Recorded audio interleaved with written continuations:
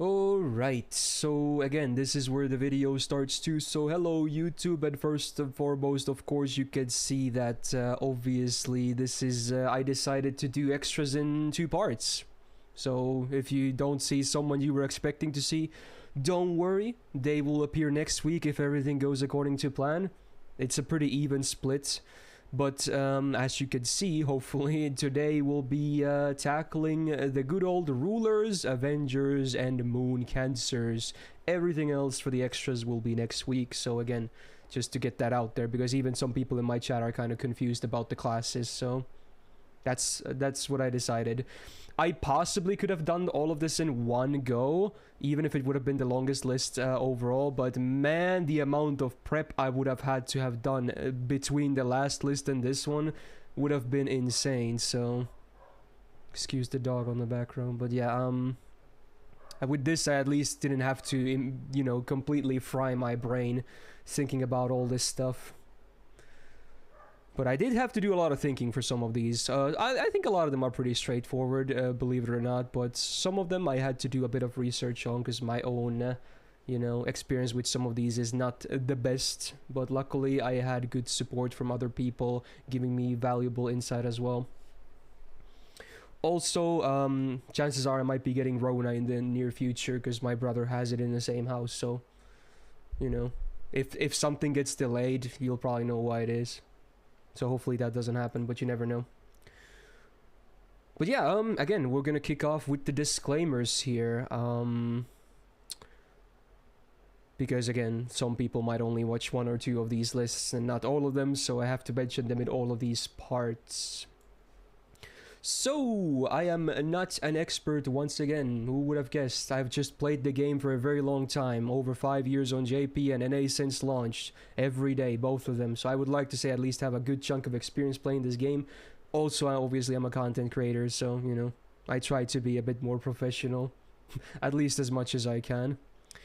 As you could also see, every servant of these 3 particular classes are included as of March 24th. 2022, including all the buffs that have been released by this point, so everything in terms of that is taken into account here. Now the big one, of course, the main placement criteria is that I will mostly place the servants on based on what they do and how well they do it. Again, if someone is a great farmer, like a really broken one, I'll probably place them as a farmer. Someone's a great boss killer, hey, you know, single target DPS and all that whatnot. But of course, if someone excels in more than one role, which again, even in this list, there will be servants like that, so they're probably gonna get some bonus points because of that, so very cool. Now, another big one, which is something a lot of people always ignore in my lists.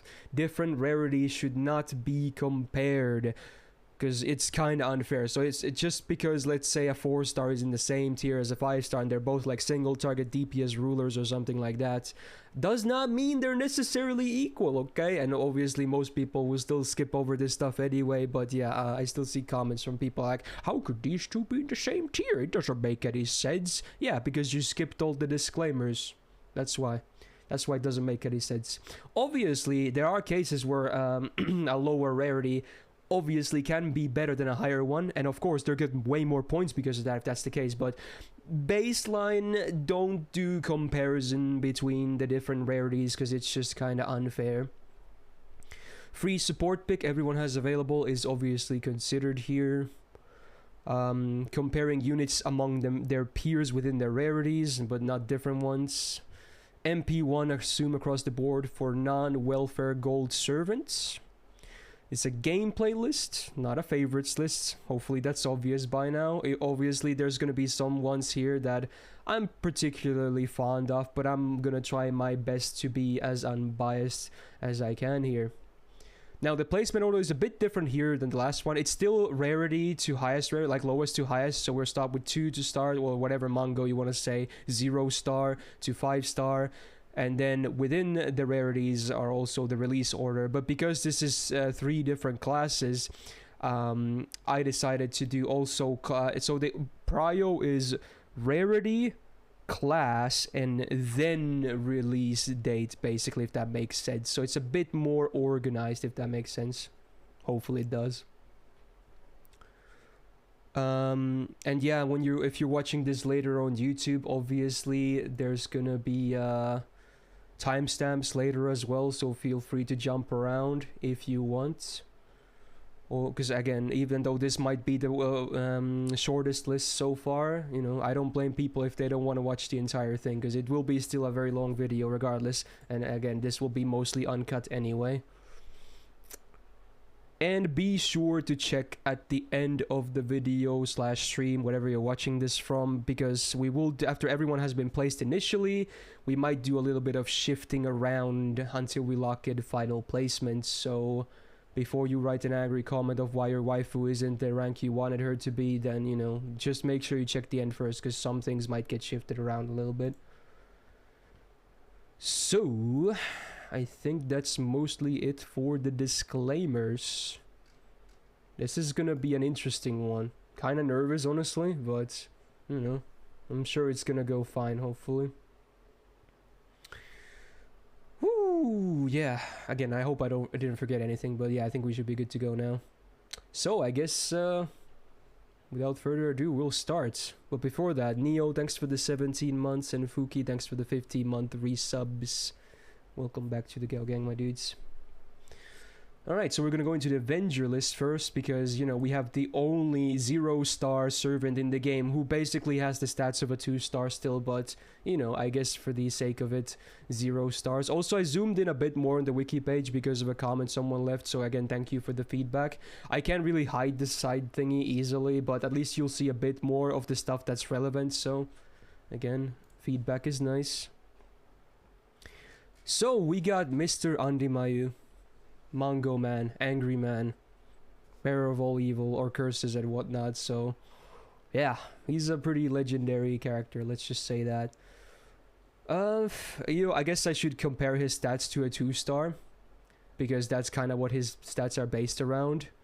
So his attack is obviously already lower than on base, like on average for a 2-star. But to be honest, his MP doesn't scale off of attack anyway. Not that it's a great MP, but it doesn't even scale off of his attack. Fun fact. I think most people already know that though. So what is he? I don't honestly know what to call him. He's a DPS that's really bad. Voice crack. It's so bad it made my voice crack. No one really knows what his purpose is supposed to be. His purpose is supposed to be the worst servant in the game, and honestly, he accomplishes that fact. So again, very accurate lore-wise. So what do we got? We got an Arts MP, a delayed counter hit, similar to Bazette, obviously. That works in a different way though, but similar. Double quick, double Arts deck. So I guess I was about to say he can do an Arts chain, but he really can't, because he's gonna stun himself with the MP anyway. So you can already forget about that. You know, if anything, it would have been better if he had a triple quick deck, because he has a quick buff in his kit, not an Arts buff. So that's already kind of weird. I won't be talking too much about MP gain today, honestly, because some people have noticed that sometimes my estimates are not the most accurate things out there, because I'm mostly going from memory and from my head, so it's not like I'm doing calculation here. It would just add way more time if I calculate them all individually, but yeah, whenever I do remember if gains are good or not, then I'll mention it, but otherwise I won't be talking about them too much. But in his case, definitely nothing special. Now for the skills, is there anything he can do? Well, a single target crit chance down for 3 turns for 50% on a 6-turn cooldown ain't bad, honestly. It's very basic, but it's not really bad. I like the effect. It's a pretty hefty crit chance down, so, you know, it's not the worst skill I've ever seen. Second skill is a single target drain, guaranteed. And a single target attack down 3 turns on a 6-turn cooldown yet again. So yeah, he can actually do a bit of crippling for one enemy with these 2 skills combined, I suppose. Again, could be worse. Then the third skill, it's an interesting one. So he gets a stacking quick buff for 5 turns. So every turn it just gets better and better, I suppose. Up to a really high number, in fact. Up to 200% if you max it, and that's on turn 5. Again, which is just a shame he doesn't have a triple quick deck. It's really weird. But yeah, now you might think there's a hefty demerit, and there is. He's gonna die after 5 turns, so there's that. But with the buff, it also includes a one-time 6-turn guts with 50% max HP on a 7-turn cooldown, because the buff also reduced the cooldown by 1, so... And it's a stackable guts. So, you know, there are ways to play around the demerit, I suppose, but... It's just like with only 2 quick cards, shitty stats, and mostly neutral damage, even with a 200% quick up on the final turn, let's say you get the miracle, where you get the BQQ chain, with crits and everything, right? The ideal best case scenario. Not a whole lot of damage anyway, honestly. Just pretty underwhelming. No surprises, honestly. And as for passives, he has the normal Avenger stuff, and that's it. You know, the good old MP per turn, crit damage, and then MP generation on damage taken up while reducing your party's debuff risk. Not much to say about it. I kind of like the Avenger passives for sure. They're definitely useful to have, so it's alright, I guess. Caster bonus, because why not? And then the MP. Oof. Oh yeah, someone... I always say that, don't I? I always say, and then the MPs. The people always leaving comments about that on videos, like, oh, take a shot every time he says that or something. Yeah, I guess I do tend to say that a lot. But yes, the MP. So what do? He's gonna heal himself with his OC. Base 1k, not a whole lot. And then he stuns himself for the remainder of the turn. So again, you can't even do a Brave Chain with the MP, because this stun... will go through no matter what. You can't even play around it. It's a special stun, so that's kind of unfortunate. And then he does damage at the end of the enemy's attack phase based on how much damage he took. Well, not based on how much damage he took, but the differential of what his HP was and what his HP is after the enemy attacks, and then multiplied by the MP level. And obviously, if anyone's ever used him... Even at MP5 with the 3 multiplier, like, you gotta realize it's based on his, the potential is based on his HP, not his attack. So on baseline 7.9k, let's say, let's add 1k foe to that, so 8.9k, he can do like what, 8 times 3? 24k damage? That's like the best case scenario ever. On a regular level 65 1k foe Ranmaru. That's the absolute best case scenario on MP5. And that it really takes everything perfectly in terms of his HP being just right. Because remember, this is good, but it's also awkward because again, it's a 50% max HP revival. So there is a funny scenario where let's say you have, because again, look at his HP. Let's say he has 2000 HP remaining, okay? Let's have a situation like that. You use his MP, right? You still have the guts up. He gets crit with like 10k damage, and his guts activates, and he's back to like, what, half of this? His MP deals 0 damage. It's stupid with the way it works, because again, it's the differential of the HP. His HP was lower than the current one after that damage because of the way the guts kind of heals him. So his MP would just deal 0 damage at that point, despite you being crit to death. It just doesn't make any sense. The way it works is stupid. The damage is way too underwhelming. Nothing about it makes any sense, but yeah, it's just weird. At least they fixed it with Bazette, but yeah. Oh boy. Well, I guess he lives up to his name of the worst servant in the game, I suppose. Sure, a couple of his skills are not terrible, but even then, there is no reason to bring him whatsoever, because so many other servants can do the same thing. There you go, just a straight up E. Fun character and great in Holo Ataraxia. I would recommend reading it if you haven't, but gameplay-wise at FGO, no. Right, and now we get to the only other low star in this entire part 1 thingy. Mr. Composer himself, Artoria Salieri. Ooh. So what do we got? AoE, Arts, Farmer, and DPS. He can do both. Might not be the best in either, but he can definitely do both. Attack is a ridiculously high 8.1k for a 3-star, which I believe is still the highest in the game for a 3-star. Correct me if I'm wrong here. So that's a great start. In fact, it even dumps his HP, funnily enough. So that's a great attack for a 3-star, needless to say. Rocking a double arts, double buster deck, which I'm a fan of because it enables him to have a bit more crit potential because that's what kind of his kit is oriented towards, and also enables him to do a full arts chain in combination with his MP for some good damage potential.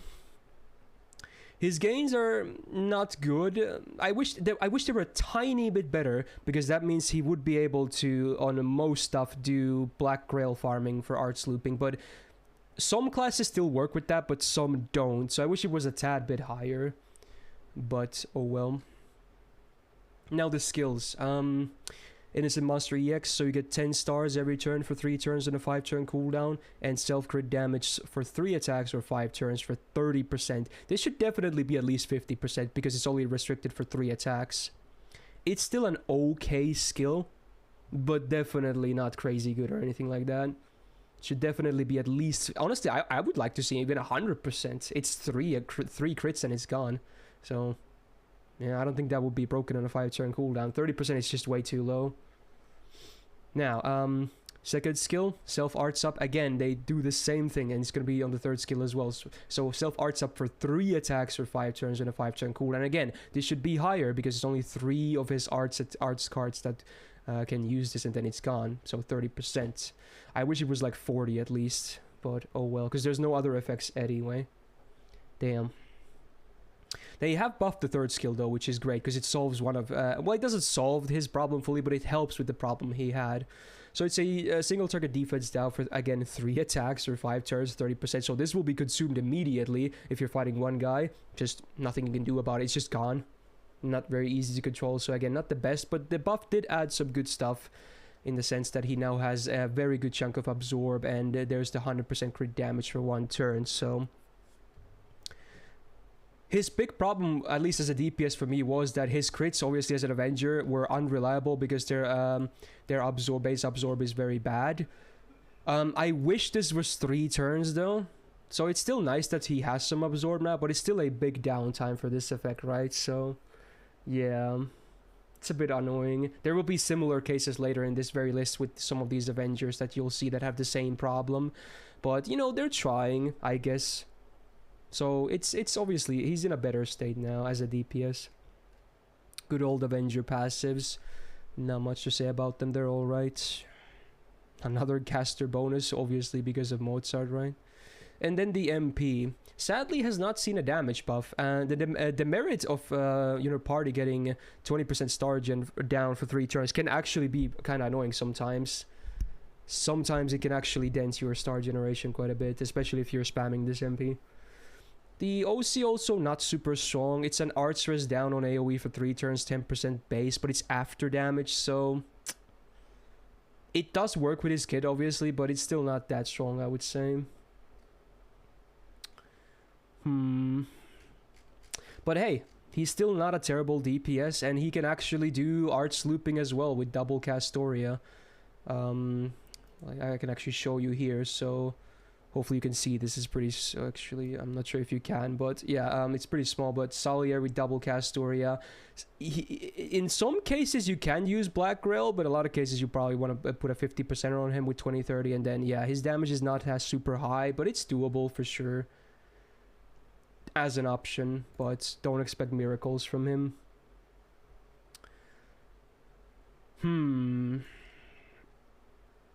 I'm thinking between B plus and A, honestly. Maybe even an A as a 3-star. He's fine. Maybe a B plus.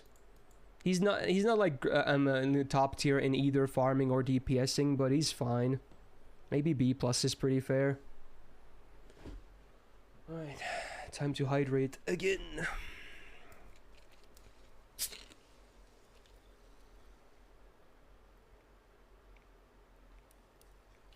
I wouldn't say eventual MP5 staying, because, you know, not everyone does those extra GSSRs.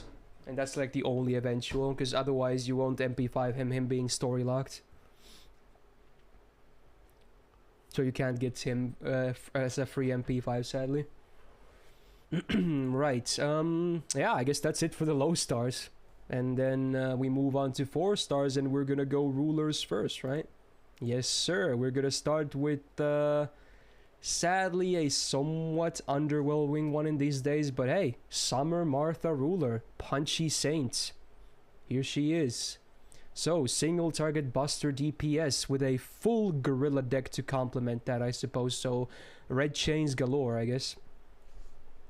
Now, attack is actually good, higher than average, and with the ruler modifier it's even better, so that's cool.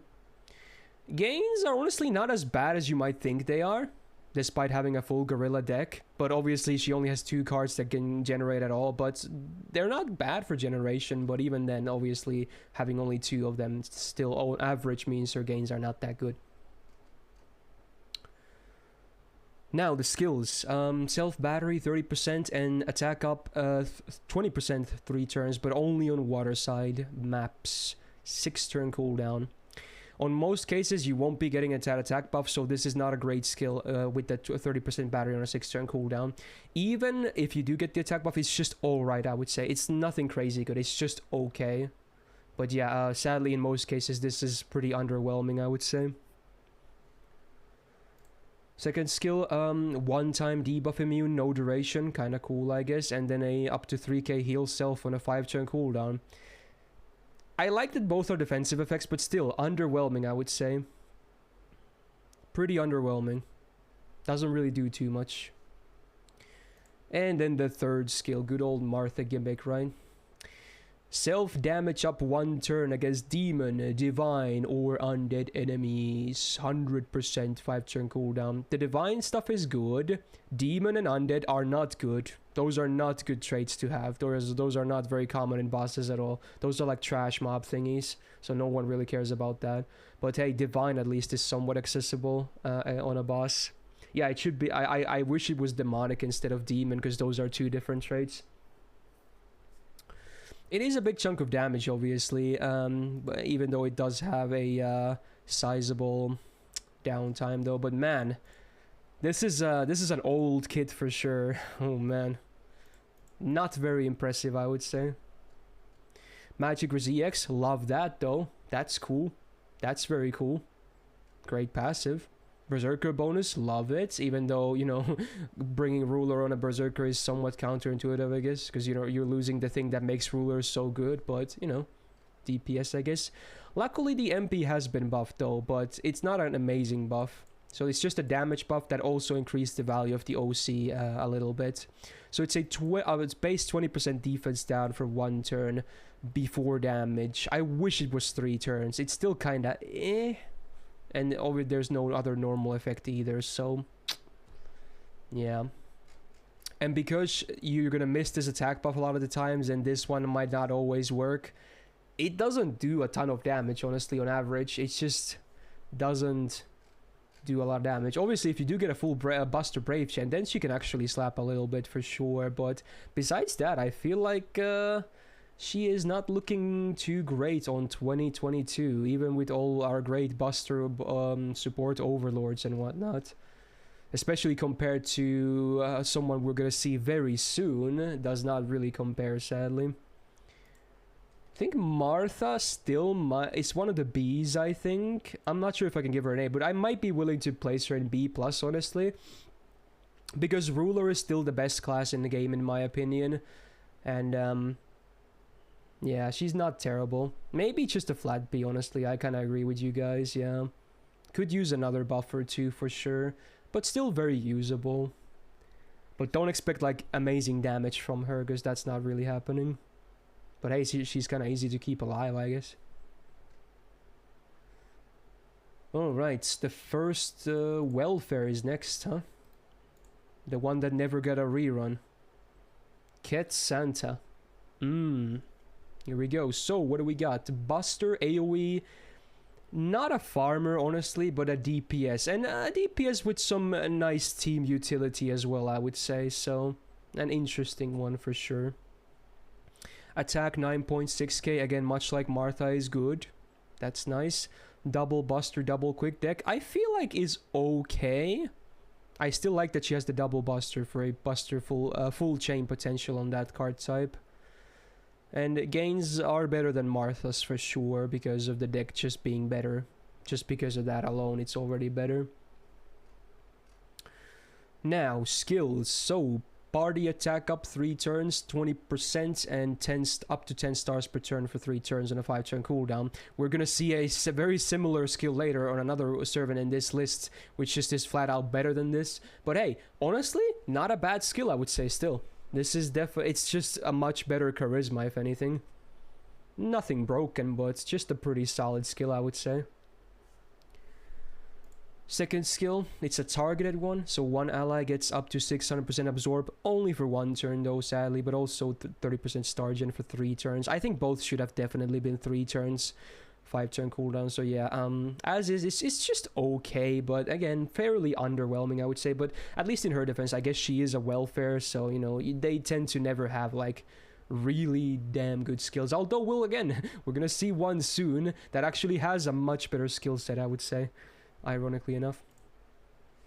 And then self buster up 30% for 3 turns on a 5-turn cooldown already is pretty solid. And then 1 turn buster absorb for self 600%. So at least this one is fairly okay. I like the buster buff. The uptime is good and the number is also fine. So not too bad. I think her kit is definitely better than Martha's at least. Yeah, I think that's for sure. Magic Rose Plus is nice, and then a bonus Goddess Essence for another 25%. Good old like OG kits as well. So yeah, that's a lot of innate debuff res, which is always great to have. Love it. Ruler bonus, sure. Rulers are neutral against each other, right? Full on neutral on both sides. Correct me if I'm wrong here. Not sure if you ever want to bring her against rulers, but you know, there it is. Right, the MP. So before damage, 100% star gen for self for 1 turn. So with a 4-hitter MP, buster, and, you know, like double 4-hitter quick, she actually has some decent potential for a very good star generation turn. Actually. It's not bad. It's not like Raikou good necessarily, but it's pretty decent as well. And then party crit damage, 3 turns, base 30% on that OC. Also not too shabby. Also, it tends to be 50% normally, but that's only for the self effects. This is the AoE version, so I feel like 30% is very fair as a compromise. So honestly, and a free MP5, the MP is not bad. It's actually fine. I feel like she's pretty alright. A good, like, and maybe not them. I mean, I guess you could even run her as a main DPS, but I feel like she's most better paired with another support and like a single target DPS on top as well. I feel like she's around an A at least. She just looks very solid. I haven't really used her too much outside of her Christmas event, but yeah, nothing wrong with her, honestly. Free MP5 is also very poggers. Oh my, I have to be unbiased here, but I feel like it's also very fair because most people who have used Luvia, aka Astraea, just know how great she is anyway, so I have a feeling my bias will not matter too much anyway. So, single target arts DPS ruler. Attack so far the highest, a bit higher than Martha and Kits, which is again great. Double buster, double arts I think is really good because she also has crit potential and can still do a full arts chain with the MP. Great. Gains are actually pretty damn good. Especially, you know, with some turns you can go from 0 to 100 as well. Even with her own buffs, granted you get nice crits. It's actually kind of nuts. So yeah, that's a great start, I would say. Now the first skill. So it's a targeted buff. 20% attack up for 3 turns. 20% defense up for 3 turns. And 20% MP gain for 3 turns on a 5-turn cooldown. Now that's good. That's really good. That's a great skill. And, like, it's targetable too. Like, what? That is a great, great skill. Really good. Second skill. Just a better mana burst, basically. Normally an arts mana burst is around 40%, but hey, if I would totally trade 10% arts for 30 stars. I feel like that's a very fair trade, so yeah, that's a big skill too. The downtime is pretty big for sure, but yeah, it's not a bad skill at all. And then the stars actually help with the third skill as well. So you pay 5 stars. What do you get? Self 500% absorb for 1 turn. Self crit damage 50% for 1 turn. And a 20% battery on a 4 turn cooldown. So yeah, I would say not too bad.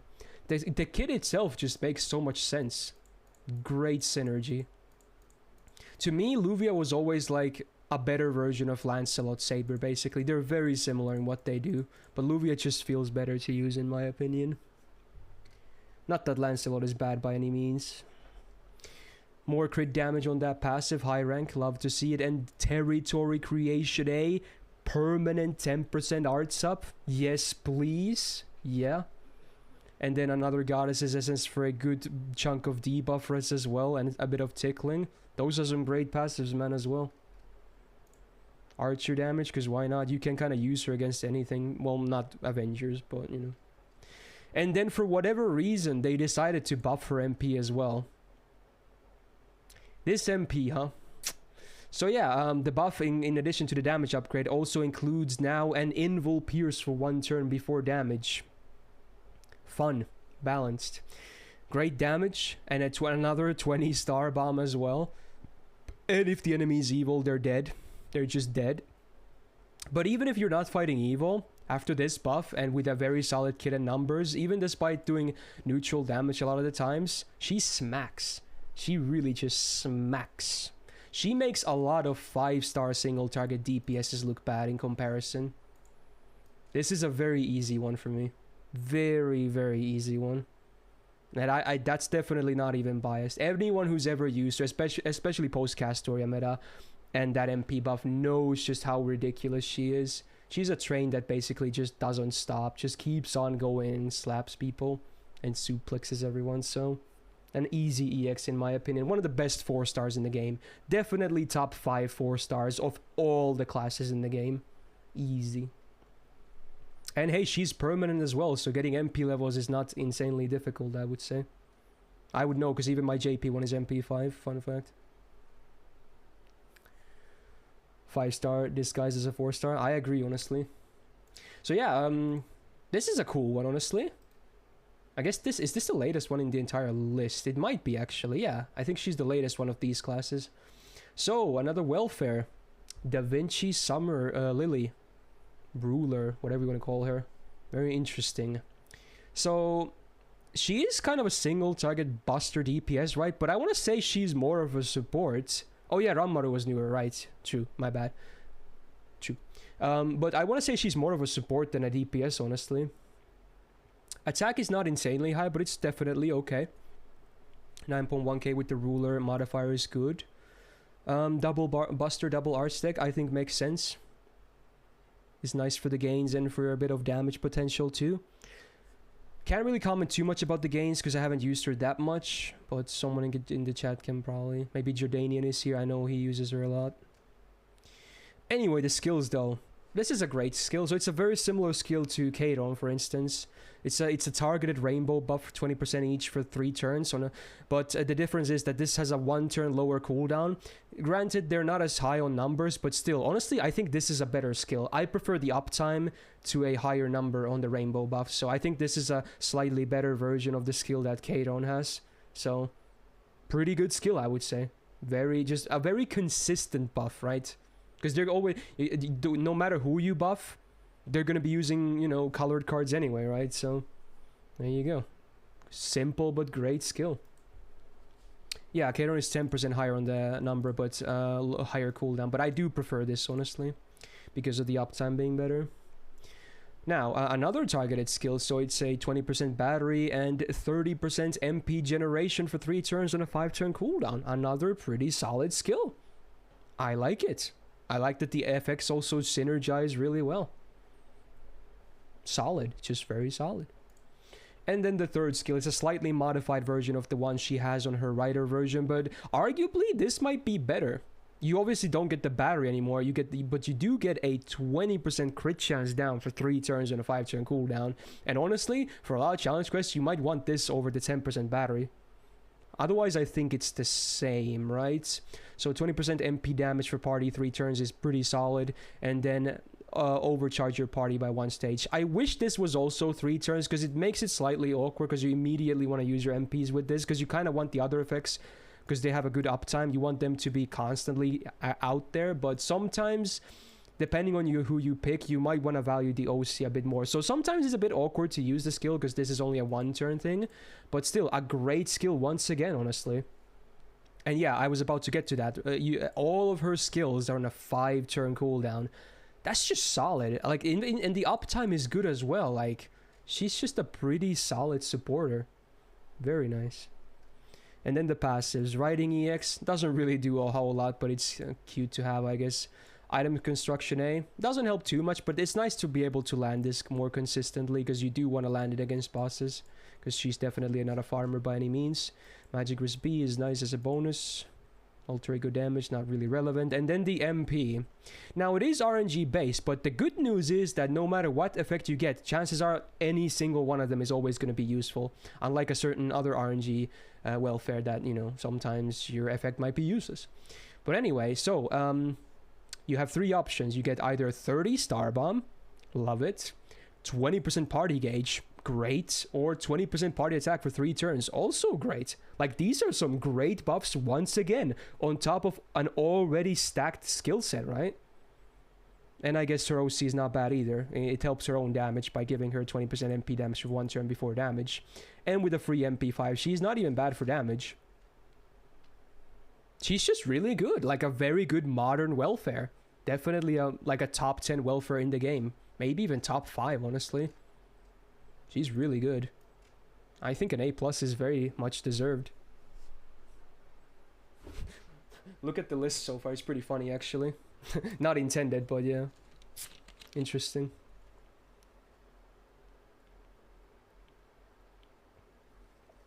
Very nice. Deserved, I agree. She's good. The one downside I have to say, her animations are pretty loud.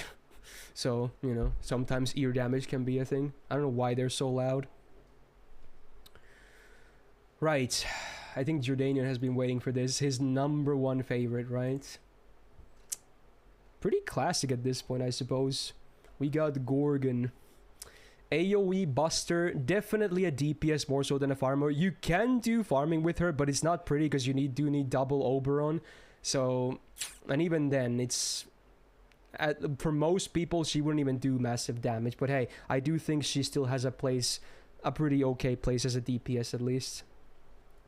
So, first of all, we can't ignore that 10.7k attack, which, by the way, that's the highest attack for a 4-star in the entire game, even all these years later. So, that's a pretty great start, huh? Actually, just the highest attack for any 4-star in the game. I think Herc was #2, right? Yeah, that's pretty nuts. Higher than Jinako, yes. Now, double Buster, double Arts deck. I almost kind of wish she was triple Buster because of the skill buff as well. But I don't think the deck is that bad, honestly. But I kind of almost wish she was full Gorilla mode. Games are really good. I guess they are not bad, honestly. Obviously, the number itself can be a bit misleading because it's very low. But if you look at her 2 arts cards with 5 hit siege, yeah, it's definitely looks really good. So, yeah. Now the skills. So this is why I kind of wish she had triple Buster. So they buffed her monster strength, so it's still a 5-turn cooldown, but now the attack buff of 50% is for 4 attacks or 2 turns, whichever happens first. So a full Brave Chain would obviously consume this. And also now includes Buster Absorb, 600% for 1 turn. It helps for sure, because she was lacking Absorb in her kit, because she kind of wants to crit as well once we see the second skill, but...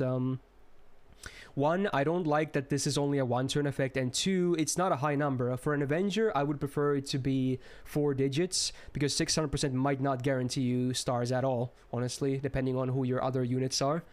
So, it's a step in the right direction, but I wish it was 3 turns of Absorb and that she would have a triple Buster deck. Obviously, they're not going to change decks, though. But hey, this is actually not bad. It's just a better mana burst, basically, in most cases. Obviously, a Brave Chain just consumes it, but hey, you might be able to use it on 2 different turns sometimes, I suppose.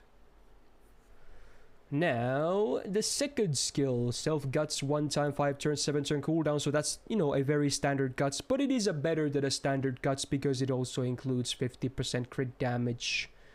It is annoying that it's on this skill because the cooldown is high because of the Guts, so the uptime on that crit damage is not good by any means, but it's still a better Guts than, you know, a standard Guts for sure, I suppose. Yeah, that's true, Juradian. I was about to get to that. So yeah, the third skill. Single target Petrify. It's a special stun that ignores stun resistance and, you know, I guess also stun success rate up. But it's not like she really needs it because level 10 is base 105% chance. Obviously, debuff rest still comes into play and whatnot, but more often than not, you will actually land this. And on a 6-turn cooldown, it's among one of the better single target stuns, I would say. I wish it had something else too, but it's not a terrible skill still. Definitely not a terrible skill. There is one awkward part though, because a lot of the times you want to bring her against multiple enemies, right? Because she is AoE on her MP as well. So being able to only stun one target is kind of awkward. But not a terrible skill by any means. Avenger passives and that's it. Pretty... I guess this at least is a high rank, so that's cool. A near 4% MP gauge per turn is not bad at all. Rider bonus, sure. And the MP has been buffed, which is good, because God knows it was a noodle before this. So, AoE damage, and then a party 15% battery. Very great normal effect, actually. That's a great normal effect. Helps her refund as well. And honestly, this is the only thing that enables her to buster farm as well. Even though it's not pretty. And then sadly, we have a curse. That's just unfortunate. Yeah, I agree, Jordanian. It would be so much cooler if they reverse the effects. Like, this should be a normal effect, and this should be an OC scaling effect. It wouldn't make a big difference, but it would make way more sense that way. But oh well. At least with a buff, it still does a bit of damage. But let's be real. She's a story-locked servant still, so most people will at most have like MP 1 or 2. So I feel like even after the skill buff to the first skill... and the MP buff, she's still never gonna be like an amazing DPS or anything like that. And she's not super consistent either, because this absorb is still on a big downtime, and this is also a big downtime on the crit damage. Although her gains are okay, so at least she can fire off MPs fairly often, I suppose. I feel like she's like B+, maybe? Because I'm trying to be realistic here. Obviously, Jordanian's Gorgon would be amazing, but I'm trying to think of, you know, the common people here, if anything. A lot of people don't even have her at all, actually, because again, story locked is a thing. But hey, she's a valid choice, I would say. Would like to see maybe at least one more buff. But at least the buffs that they have been doing have been, you know, kind of good with what she's supposed to do, so there's that. Could have been much worse buffs, I guess. Now, the next one, we got the Doggo. Now, unlike Gorgon, at least Doggo is permanent, I suppose. I still think I'll stick with the B+ short. I hope you can forgive me. Right, so single target quick DPS Avenger. Deck is interesting, I have to say. Double quick, double arts. I definitely think Lobo should have been double buster, double quick, because also has some crit potential. But yeah, I'm not the biggest fan of the deck. Right, so attacks 10.6k is obviously insanely high for a 4-star, so that's great. Very close to Gorgon's number, I guess. Gains are not great though. Here I can say from experience his gains are not that good. Obviously if you get like crazy overkill crits with good cards, then obviously anything can look good. But besides that, on average the gains are not that strong. I guess it's worth noting that the star gen can be at least okay, especially if you get a full quick chain with the MP. Then you can at least get some stars, but even then, on average that's not amazing either. So the first skill, self-absorb up, at least this one is 4 digits, so 1200%, and then defense up 40% for 1 turn. It's actually his only defensive skill as well, so yeah, he tends to be a bit fragile sometimes, sadly. And also the up downtime is pretty big. But hey, both effects make sense. Even if it not might be the best combo, but both are good effects for him, I guess. Not an amazing skill, but it's okay. Second skill, unlike Gorgon, he doesn't have as good of a monster strength, sadly. So this is only a 2-turn attack up, 30% 5-turn cooldown, so definitely a below average DPS buff. One enemy, instant kill resistance down 50%, 1 turn. Yeah, no one cares. But 30% attack down, 1 turn, and then a full buff strip. Those are good things at least. So it's still a pretty okay skill, because I like the buff strip on command, and then the attack down is not bad. I wish it was 3 turns though, but whatever. It's still okay. So overall, his kid could use a buff. I'm not gonna lie, could definitely use a buff. Not the worst, but could use a buff. Avenger passives on pretty high ranks as well, actually, so not bad. Then the MP has been buffed, which is cool. So first of all, ignore evasion for 1 turn before damage, I like. And then they also added a crit damage self, 20% 3 turns, which again, a bit more synergy with the first skill. So, not bad, I guess. Maybe not the effect I would have added, but oh well. And then OC is instant kill, which is, you know, whatever, no one cares. It's just bad. It's just not good. But hey, that actually does okay damage. Not amazing damage, but okay damage. And I do prefer that he is single target over AoE, I suppose. Where do I place Lobo? I want to say B. I want to just say B. I don't think he's like amazing or anything like that, but he's okay. He's just okay.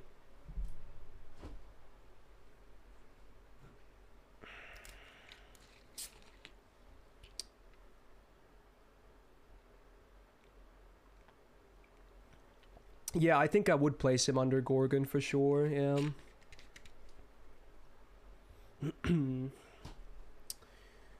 There you go. He's a good boy, though. Now, I guess this is the actual latest of these 3 classes we've seen to be added into the game. We got Ranmaru. So, AoE, Arts, Avenger, DPS, and Farmer. Pretty okay for both. 9.8k attack. Very solid. Like it. Double Buster, double Arts deck. I'm also okay with. Gains I'm not entirely sure of, because I only mainly used her during the Gura 6 events. But, you know, feel free to give me input on how good her gains are.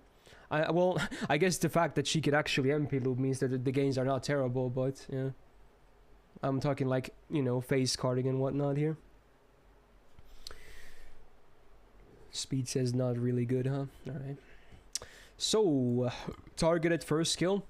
1 ally gets 5k absorb for 1 turn. And 50% crit damage. And cleanses their debuffs. 4 turn cooldown. Actually better than most of skills of this type. Not amazing, but better than most of them. Definitely alright.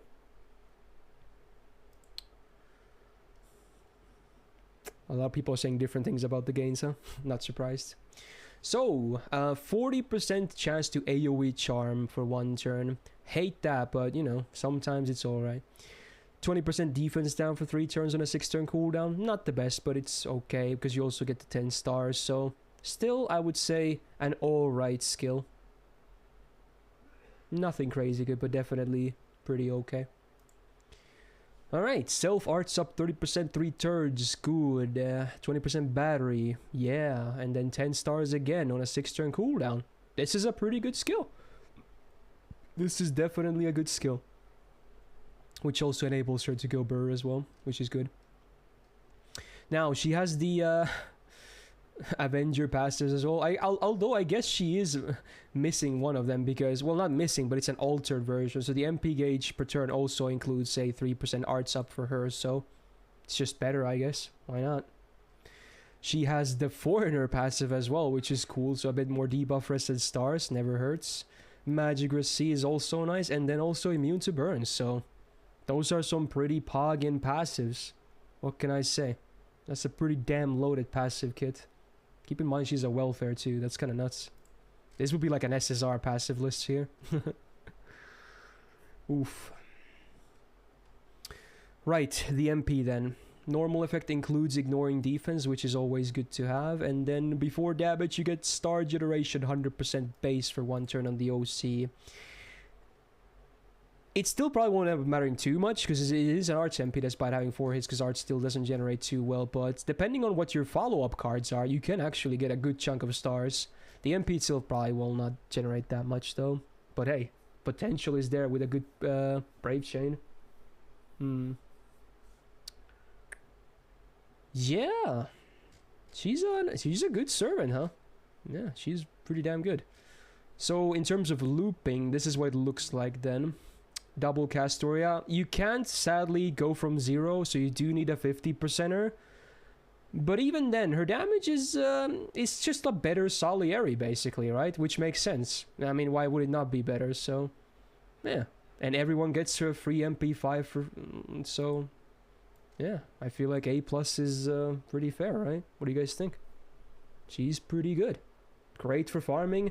Maybe not the best DPS ever, but I like the utility and the farming is really great. She's like a budget Ishtar Summer Kama. Oh, you probably use those two if you had them, but hey, she's still a great option if you don't have them. For sure. And she's cute as hell. Which I will not give points for, but I just wanted to say that, okay? Right, moving on. Oh, right, it's the first Moon Cancer. And will be for a while because the rest are SSRs will be at the end of the list. But yeah, another welfare. OGBB, single target arts DPS with some team utility as well. 8.1k attack is sadly not that high. In fact, it's pretty low for a 4-star. Oh well. Double arts, double quick. Doesn't make the most sense to me. Not sure why she has double quick. I guess it's still better against in case they didn't want to give her triple arts, but oh well. Maybe double buster would have made sense as well because she has a bit of crit potential too, right? I don't know. Kind of weird deck, but hey. The gains are still not bad, especially if you get a full arts chain. Her skills are actually not bad even to this day, so single target buff removal, heal, and debuff immune 1 time 3 turns on a 4-turn cooldown. That's a solid defensive utility skill, actually. Not bad at all. Very great synergy with the effects too. Also, shout out to BA. This skill alone is the reason that Fran can loop. This skill right here. Honorary mention for that. Now, remove 1 evasion or invul from an enemy, and then stun them, base 100% chance for 1 turn, 6-turn cooldown. So it's a better than average stun for sure. Not amazing, but better than average, which is kind of cool, I guess. Third skill, there's the crit potential, like I said. So I guess this is why I wanted like double buster, double arts instead of double quick. So it's the same as, you know, it's the good old self mod. It's still a great crit skill to this day, honestly. Great uptime and the effects are just full on synergy. So 50% crit damage, 800% absorb, 3 turns. What's there not to like? It's a good crit skill. Still one of the better ones in the game. Magicker's B, nice. Debuff success rate up. Not the most meaningful thing, but I guess it's actually very nice for the stun as well, now that I think about it, to make it even more guaranteed. This is very great, obviously. The permanent 10% arts up. Alter ego damage doesn't really make sense. Well, I'm talking gameplay-wise here. The MP then. So a party 20% battery is amazing. As a normal effect, that is just flat out amazing. The OC, not so amazing though. So it's a single target debuff is down, base 10% for 3 turns. So, doesn't really matter that much. But hey, that normal effect though is huge. And with the free MP5, despite not really having anything in her kit that would increase her damage, her MP still does okay damage. Now here's the thing about BB. This is what I did last year as well on the 4-star list. Obviously, her best case scenario is against Avengers, right? I think she's EX tier against Avengers, for sure. But I can't fully rate her like that, because how often do we fight Avengers? It's so rare. Like, it would be kind of lame for me to say like, oh, she's top tier because she's like god tier against Avengers. So I will be sliding her down to A because of that, I think. If you're not fighting an Avenger, she's not amazing. Like, her damage is kind of meh, but I do like what she brings to the table at least. But against non-Avengers, the damage is just not that great, honestly.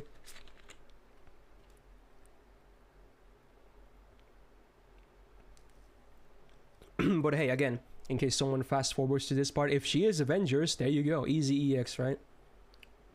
Only in that case. I mean, yeah, you probably wouldn't, Vish. That's the thing. That's the thing. She's a hyper DPS support while looking at damage. I'm not! Dude, if I only looked at damage, she would be like here. What the fuck are you talking about? Dude, A is a high rating. What are you talking about? It's taken into account that she is actually a good utility support. She would be way lower if I was only looking at damage. Come on, bro. Come on. A is very fair in my opinion. Alright. I guess now we already got 5 stars, huh? Jeez. Well, there's a lot of them, so... The good old reliable, huh? Now, some people will be disagreeing with me here as well because of, you know, reasons, but... Let's just look at her first. So we got Jannu, the OG ruler, day 1 servant. A stall support, if you will. You can use her as a, like a generic... you know, defensive support as well, but mostly used in stalling, if anything. Honorary mention to being able to solo some stuff as well, I guess. Now, what do we got? Attack is low, which is great because you don't want her to do damage anyway. You want her HP to be high. It's even better in combination with her class being the best class in the game, especially defensive-wise.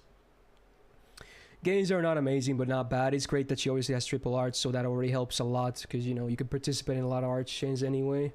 And easy chains with her MP too. Great. Some of these skills are really sad, though. Unlike a certain other ruler we're going to see very soon, these are sad in comparison. So, first skill, 9 stars per turn for 3 turns on a 6-turn cooldown. No, just no. That is weak. Not this day and age, okay? The second skill luckily was buffed because it was never that good. It had some use, but hey. So now it's no longer requires a servant enemy.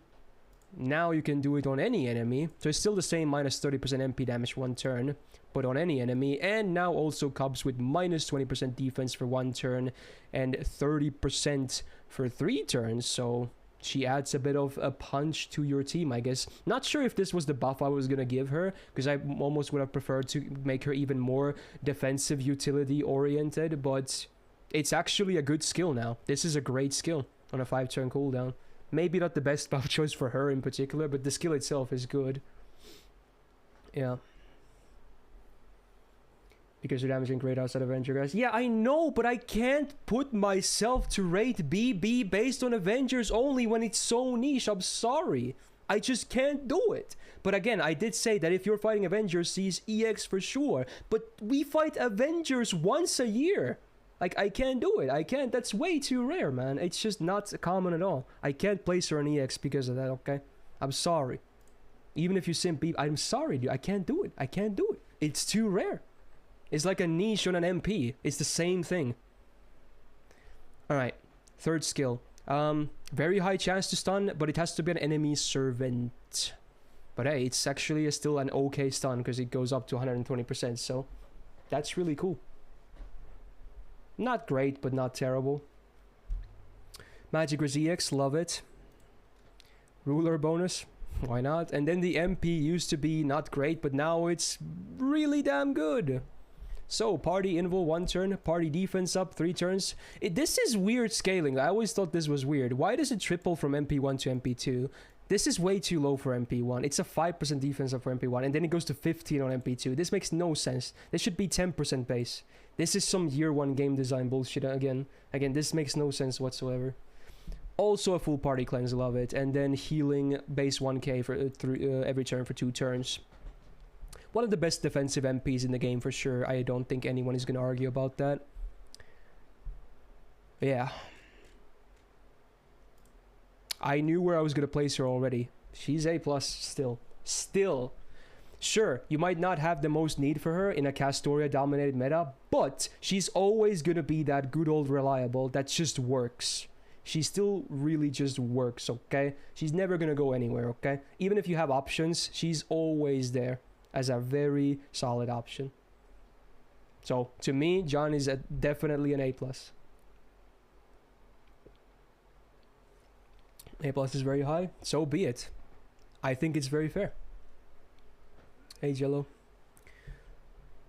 Right. Oh, the next one. Now, here's where people will really disagree with me, but I don't care. If you saw my list, SSR list last year, you know exactly what's gonna happen here. Right, so, Amakusa. Very awesome servant. AoE Buster DPS. Can do farming as well, but definitely a challenge quest god is what he is. 10.9k attack is actually not bad at all. It's around average, taking the ruler modifier into account. Now, double Buster, double Arts deck makes perfect sense in my opinion. Can do a full Buster Brave Chain with the MP, but also, you know, keeps his MPs rolling, which is good because his MP is insanely strong.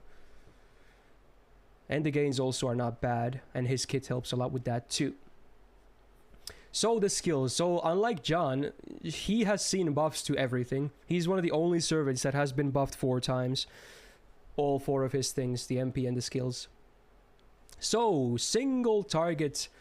Target gets 10 stars per turn for 3 turns. And then 30% MP gain for 3 turns on a 6-turn cooldown. Very solid. Just very solid.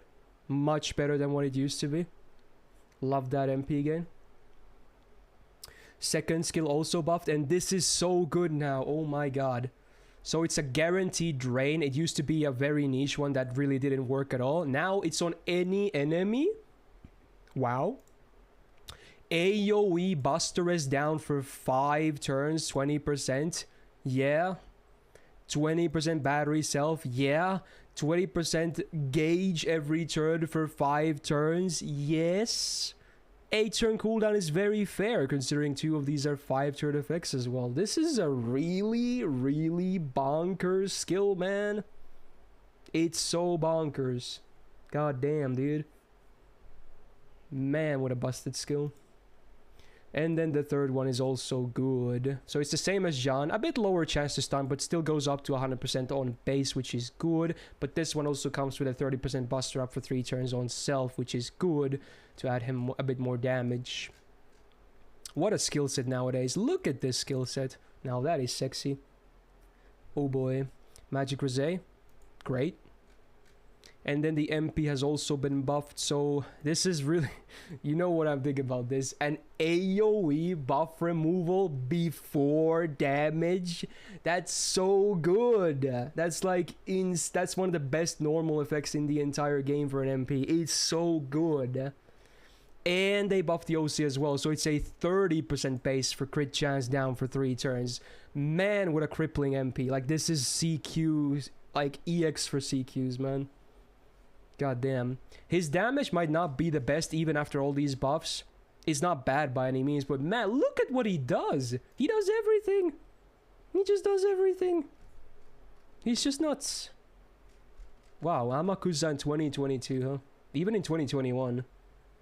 Again, feel free to disagree with me, but I knew where I was going to place him way before this. It's the same as last year. I'm not changing it. I'm not changing it. He is that good for challenge quests. So good. And he's very tanky as well, yes. Who would disagree with that? Well, you clearly didn't see the list last year. People called me fucking crazy. I mean, sure, that was before Buster supports were the big ones were introduced again, but still, I was defending that last year as well. People called me crazy. People said I was losing it, okay? So you'd be surprised, man. I'm sure some people are going to disagree with this one still, but whatever. I'm okay with that. Next one is a really cool one. Actually, one of my favorite units in this entire list. We got Sherlock. So, he's a DPS support and a bit of a DPS himself. He's a very interesting case. A very utility-focused support here. So, an Arch MP as well. Attack is not bad. It's alright. Double Arts, double Quick. I feel like double Buster, double Arts would have been nicer, but, you know, at least he can still do an Arch Chain, which is cool. Gains are actually not bad. They're totally fine. So that's cool. Even can give you some stars sometimes. Now the skills. I love this buff. This is a great buff. This is a great buff. So, and single target MP skill 1 turn. Love it. 20% AoE art stress down for 3 turns on a 5 turn cooldown and 20 stars. Wow. Wow, that is a great skill, man. Wow, what a buff. Adding that art stress down with a good uptime on AoE. Yeah, that's really good, man. This is a really top tier skill now. Second skill, self-absorb up 600% and debuff immune for 3 turns on a 5 turn cooldown. So yeah, he can kind of take care of himself pretty well most of the time. This is enough basically because ruler base is 100, so this number, it doesn't have to be like 4 digits. It's a bit awkward because I don't think he really has massive crit focus outside of his MP and this, but yeah, sure. I guess because the MP does buff crit damage, they wanted him to have absorb maybe. But it's still an okay skill, I would say. Nothing crazy, but okay. Third skill, his good old, you know, reliable. I do love that it's a 1 turn evasion or 5 turn cooldown though, so that already is better than average for evasion skills. And it also comes with a massive 50% art sub for 1 turn. And keep in mind what I said earlier, right?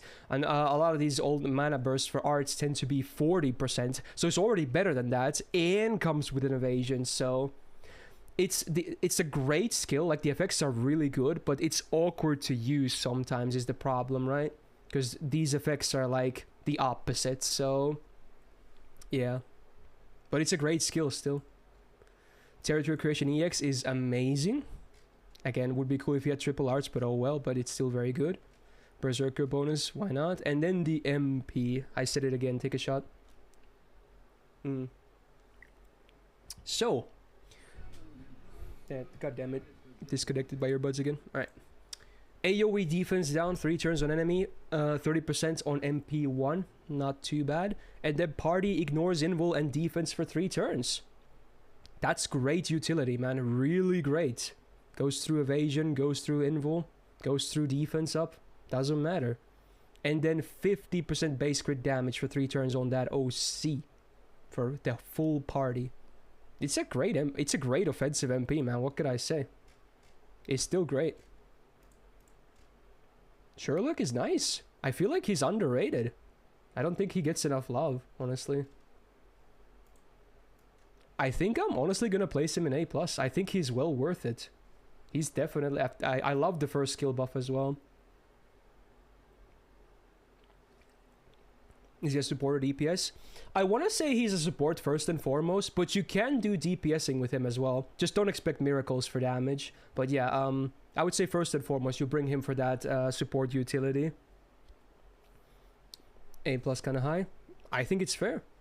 I think he's really good. Like these 2 buffs are needed a lot of the times. Well, not needed, but they make your life a lot easier. And sometimes they really are needed, depending on the boss or whatnot. So, yeah. Great stuff.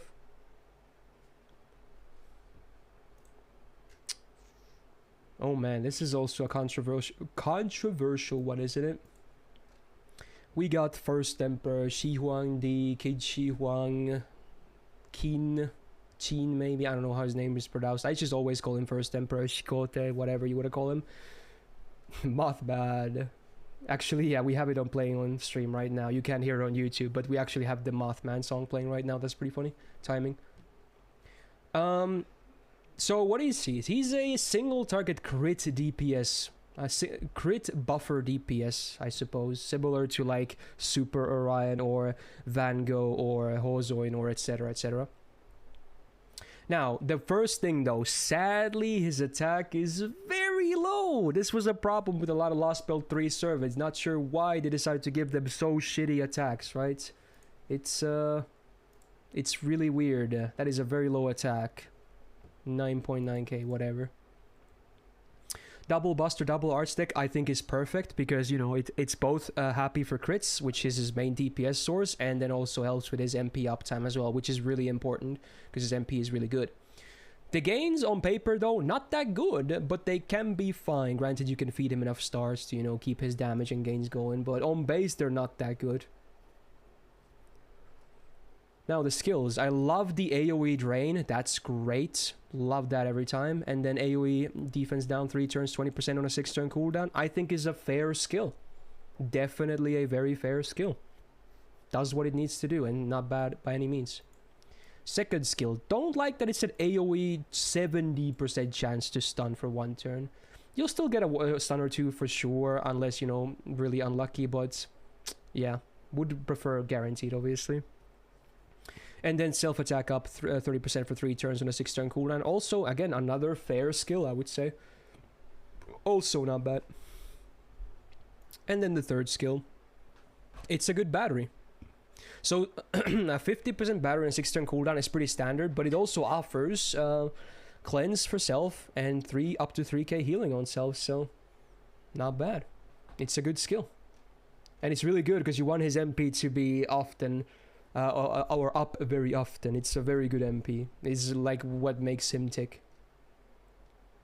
Magic Resist I wish was a little bit higher, but oh well. And then the MP. Okay, that's a lot of stuff. So, first of all, self-invo 1 turn and then a taunt for that turn. So, an amazing combo for sure. Then on MP1, you get 50% crit damage for self 3 turns. Not too bad. And then also 300% absorb for 3 turns. I wish this was like 500 or 600% to be honest. It still might not guarantee you anything, but I like that there at least is some kind of absorb. And then OC is a base 50% attack up for 3 turns, which is a really strong OC. Really strong. So, what can I say? This is the thing that makes him go, you know, do all this stuff. Obviously, you want to use him mostly against single target bosses, because that's where this taunt plus invul combo really shines. He's not that amazing against multiple guys, although it is a bit awkward because 2 of his skills want to fight more than 1 enemy, I suppose, but... And I'm not saying he's useless when it's multiple bosses, or bosses that are not single target, but definitely preference for single target bosses.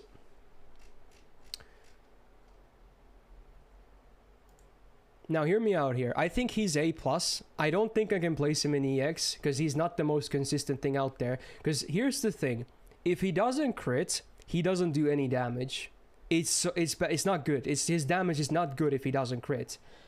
And you will need to do a lot of heavy setuping to make him crit consistently as well, because he himself doesn't really like he doesn't have a star bomb himself. He doesn't have stars per turn or anything like that. So, but you can make him really good, obviously, if you get the right supports. So, and also there are some situations where he's also a very decent soloer too, which is worth mentioning. So. Yeah. If they ever add like a stars per turn buff on him, I think he might just be EX. That would be so good on him. That's why a lot of people run stuff like 20-30 on him despite it being no damage at all. But, you know, because if he doesn't crit, he just doesn't do any damage. That's the thing. He needs to crit. So, yeah. But very good potential. And can save your ass on a lot of bosses, I suppose. Great servant. Ooh, the next one. Ooh, boy. Bunny Toria. Man. Summer 4, huh? So AoE, Buster, DPS, and a Farmer is what we're looking at. And I have to say, not the best in either of them, honestly. Pretty average-ish to okay, I would say. Anyway, 9.5k attack, much like First Emperor, or actually more than him, is ridiculously low for a 5-star. That is a tragedy and a half. That is an insult, and people should not stand by that, but it is what it is, so whatever. Now, double Buster, double quick doesn't make any sense to me. Why is there double quick? It should be triple Buster or double Arts double Buster, in my opinion. I just don't see why she has double quick. It's kind of weird. I guess I know why it is, actually. It's because of... okay, fine, there's the FA. It's because of Lancer having double quick, right? That's basically the reason she has it too, which definitely hurts here, in my opinion. I don't think it was even a great deck for Lancer either, to be honest. Anyway, yeah, I'm not sure about the gains, though. It's been a while since I've used her, but yeah, otherwise not that hot upstairs, besides this. But yeah, I was talking about numbers, okay? Okay. So, self-battery, 40%. That's an interesting number, huh? Yeah, okay. Also, evasion for 1 turn and 6-turn cooldown, so that's pretty much the standard. and then a delayed attack buff. So after one turn, you get 30% attack. This is pretty awkward, I'm not gonna lie. For her setups and whatnot, this is definitely pretty awkward. It's not a bad skill by any means. I still think this skill is actually fine, all things considered. Slightly awkward to use sometimes because of the evasion with the offensive stuff, but still an alright skill for sure. But man, it's like the numbers and the delay and... yeah. Oh well. Second skill has actually been buffed, so... it's an interesting one. So it's a full card shuffle. Like you re-deal your entire hand, which resets the cycle as well. Now what the buff did is that you target one ally and you will not get their cards guaranteed. Otherwise it was just a full shuffle and there was nothing you can do about it. It was fully random. But now you can target one of your allies and at least eliminate 5 cards from the pool immediately, which makes it a bit more consistent, which I like. So it's a good buff, I would say. And then also you get 50% party crit damage for 3 turns on a 5-turn cooldown. That's great. And then 30% party MP generation for 1 turn. Yeah, the cooldown also came down. So yeah, honestly, nowadays, actually a fairly good skill. Also very nice. I would say this is a nice skill. Makes your crits more consistent too. Now, self-attack up 40% for 3 turns is great. And then absorb only for 1 turn on a 6-turn cooldown. So it does hurt a little bit. But not a bad skill. I like the 40% attack up. That's pretty huge. Yeah, I was about to get to that, Rish. But I'll talk about it soon. Magic Rosé is great. Again, this even further makes no sense that she has the double quick. This arts buff. Because she only has 1 arts card now. It's weird. Then the MP. It's actually a good MP, I would say. So ignore defense is great, and then there is another 20%. It's sadly not team battery, but it is a 20% self battery. So it's the good old Artoria thing, right? Which again enables her to even do any good farming to begin with, I guess. Then you get a rainbow buff for 1 turn, 20% each base before damage on the OC. It's a pretty good MP, I would say, but honestly, it's never been buffed, and a lot of people don't even have a high MP levels, and even at high MP levels, you'd be surprised, despite her kit having a lot of damage in it, it doesn't do a lot of damage. It just doesn't do a lot of damage. You think it would do, right? There's a lot of offensive buffs in this kit and everything. A lot of them. But it just doesn't do a lot of damage. She needs an MP buff or something. Like, it's weird. She just doesn't do much damage. Like, if you look at the numbers here, like in Buster Looping, where is she? There we go. Like, here's the options. You have double Witch, which you can do because of the MP having a refund in the battery. But even like double Witch Oberon, like, look at the damage on the first 2 waves. Sure, the 3rd wave is fine, but 50k, 60k? It's weak. It's just weak. Like, these are not great numbers for an SSR Buster Looper. It's like very lacking. It just doesn't make any sense, right? Is weird.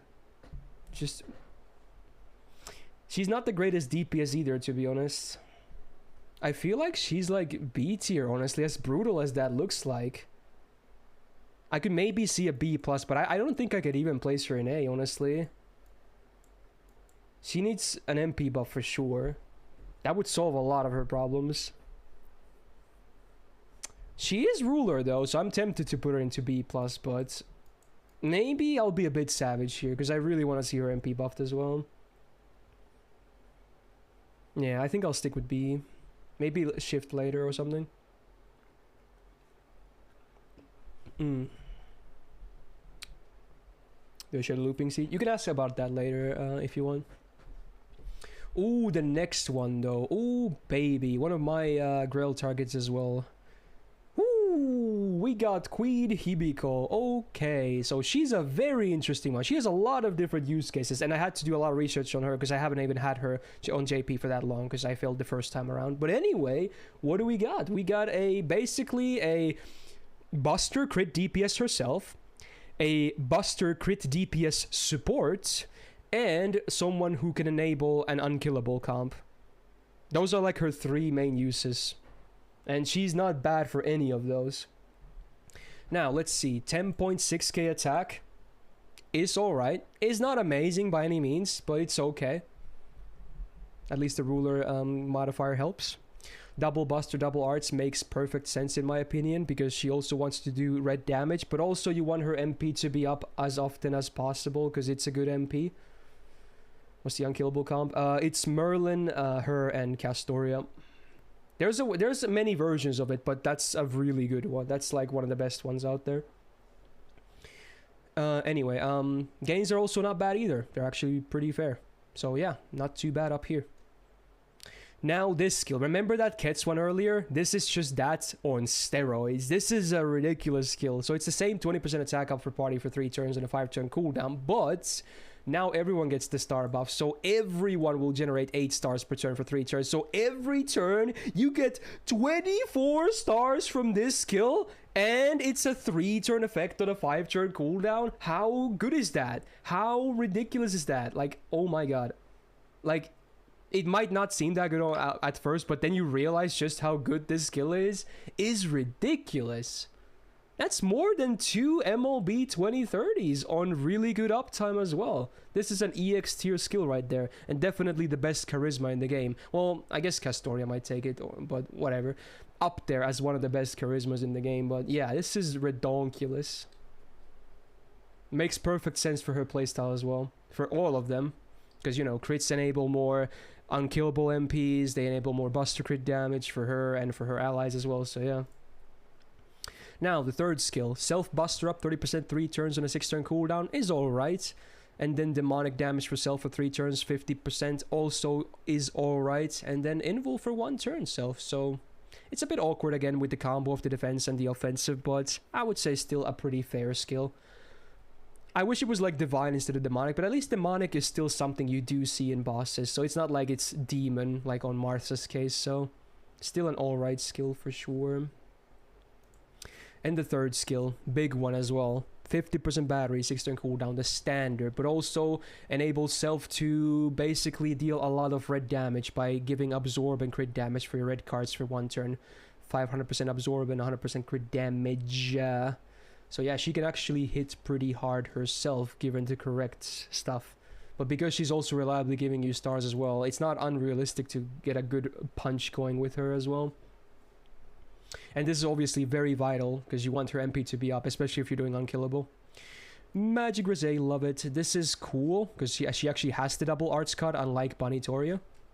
And then might as well be immune to poison and curses, I guess. Because honestly, against enemies, dots are terrible, but against players, they can sometimes be annoying. Especially a certain, you know, LB6 boss who's, you know, this type of dot can actually be the end of your run very fast. So that's cool. Foreigner bonus doesn't really make too much sense, but oh well. And then the MP, they cut up the shot. Oh my god. So, MP1, 30% buster up for your party, 3 turns. Pretty good. But man, the other normal effect tends to be the real focus here. So not only is it a party overcharge for 1 time, 3 turns, which is very flexible, it's a 2-step overcharge. Not even 1, but 2? Like some OCs nowadays in the game are ridiculous.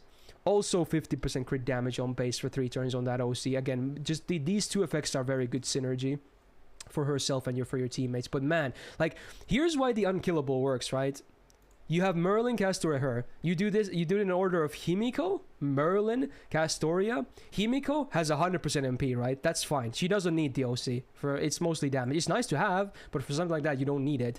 Merlin will have 400%. So that's already a lot of stars per turn. And then Castoria, just from that simple combo, is 500%. Just from a triple MP combo, you get 5 hits of special invul. Yeah, it's the reason why they call it the unkillable comp. Like, that's all. You don't need to do anything else. You don't need any other OC buff. You just do the MPs in that order. And no one will ever die. It's kind of nuts. It's a 2-step buff. It's so good. So good. I mean, she has to be up here. Obviously, you know, most OP in an unkillable comp, but even then, definitely don't sleep on her for damage or as a damage support or something in between them. Still definitely very, very legit. I will not put her into EX+, because Because it's, you know, like, even an unkillable comp is not 100% consistent. It's mostly consistent, but not 100%. But I will place her at EX for sure. She's definitely up there as a very great servant in the game. Next one is actually kind of cool nowadays after the buff.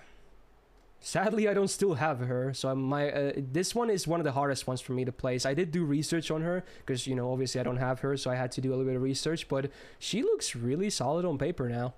So we got Caren, AoE, quick, DPS, and a farmer. Actually very great as a farmer as well. Sadly quick though, so the numbers are not the best, but still very good. 11.3k attack is pretty good. Nothing crazy, but again, pretty good. Double quick, double arts, I suppose makes sense.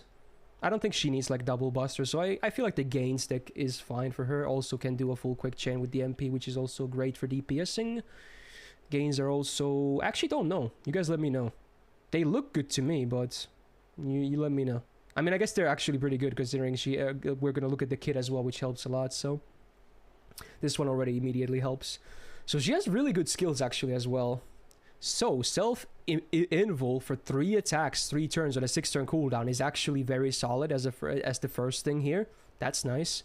Then you get a buff that steals 10% gauge from your allies every turn, if it can, and you get the amount stolen, basically. So every turn you can get up to 20% gauge from this. Granted, it is a steal. It's not like Amakusa who just gets 20%.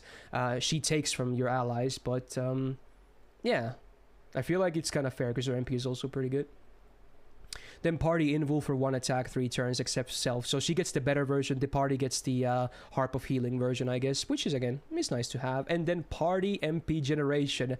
But not herself for 20%. So it's kind of weird, I think. So it's a good skill overall. But man, there's some awkwardness in this skill for sure. But hey, it's a good skill still. Second skill, taunt for self with a 30% battery for self. Also AoE gauge down like First Emperor, love it. AoE attack down 20% 3 turns and AoE defense down 20% 3 turns. It's a hefty 7-turn cooldown, but man, those are great effects, all of them. So maybe it's worth it, honestly. Maybe it's worth the 7-turn cooldown. I like all of these effects for sure. Not a broken skill because of the cooldown, but still, I would say a great skill as well. Then, self-rainbow buff, 20%, 3 turns on a 6-turn cooldown. Another self-battery for 20%, and also another, this time, single target gauge down for enemies. So, she can really cripple an enemy's MP gains, huh? Overall, I think her kit is definitely modern, and it shows. It's good. It's not the best I've ever seen, but it's definitely good.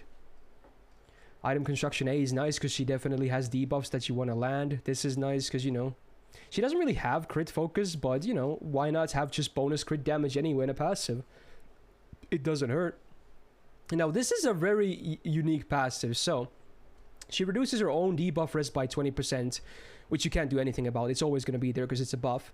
But if she happens to be debuffed, she gets 20% attack up. So, it's a very interesting passive. I feel like it's definitely nice to have. It's an interesting one. Which is, I guess, a bit counterintuitive when you have this goddess essence as well. Oh, fuck, I clicked on it. Increasing her own resistance as well. So, a bit counterintuitive, if anything, but oh well. And then this passive. So, terror, stun immunity, charm immune, and buster resistance 10% for self. Wow. That's a great passive. Wow.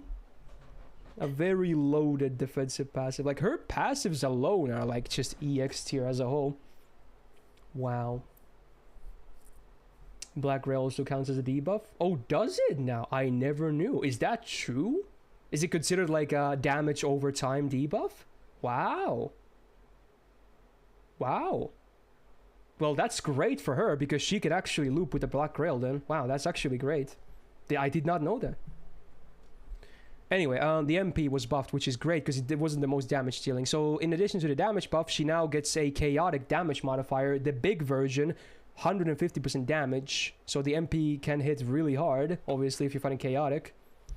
Also, AoE quick rest down 20% 3 turns. It is after damage, but it's always nice to have. And buff block AoE 1 turn or 1 time 3 turns. Also a very nice debuff. And then a bit of MP damage, 10% based on the OC before damage for 1 turn. Yeah, it's a very good MP now, what can I say? Very good. Yeah, Caren is pretty damn legit. Her damage is still not the best, even if she can do, like... She can still do, as you can see, double Scotty. She can do the Black Grail looping. But it's not necessarily enough for like 90 plus nodes either, sadly. But hey, she's still very good. And obviously as a DPS for CQs as well, very, very solid. So, yeah. I'm thinking A+, but I would maybe even see EX, to be honest, after the MP buff. What do you guys think? I'm thinking A+, but I wouldn't be too mad if she was EX as well, honestly. I almost just want to go with A+ still, because her damage is not always the best. And I feel like on CQs, Amakusa does bring a bit more to the table. It's a tough one for sure. Yeah, if we ever get like a sick quick support, she might go to EX, honestly. I feel like that's maybe what the final nail would be. Because Quick still doesn't have the best options, let's be real.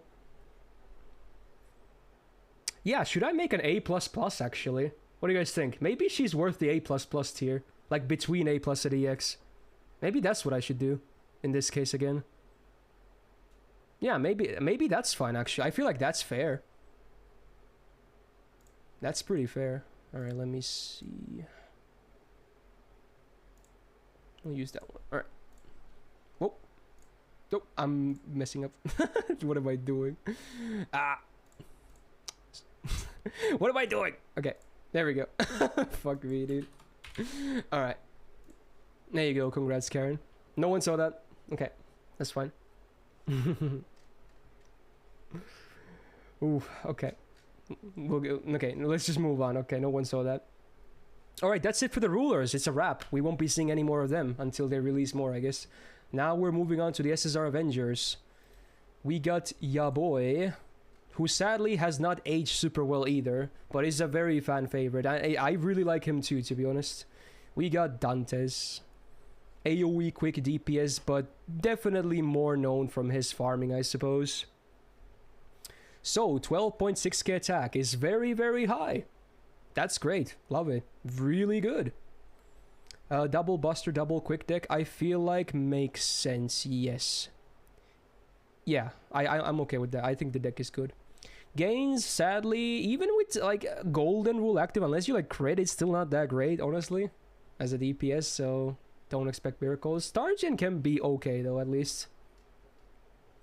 Now the skills. So this is the better version of the skill that Charlotte also has. So it's an ignore interval for 1 turn on a 6-turn cooldown. Not the best. 50% attack up for 1 turn. And debuff rest 32% for 3 turns. I feel like this is slightly weak, though. This is definitely on the weaker side nowadays. Especially like looking at the kits of like you know, Caren just now. Kind of pales in comparison, doesn't it?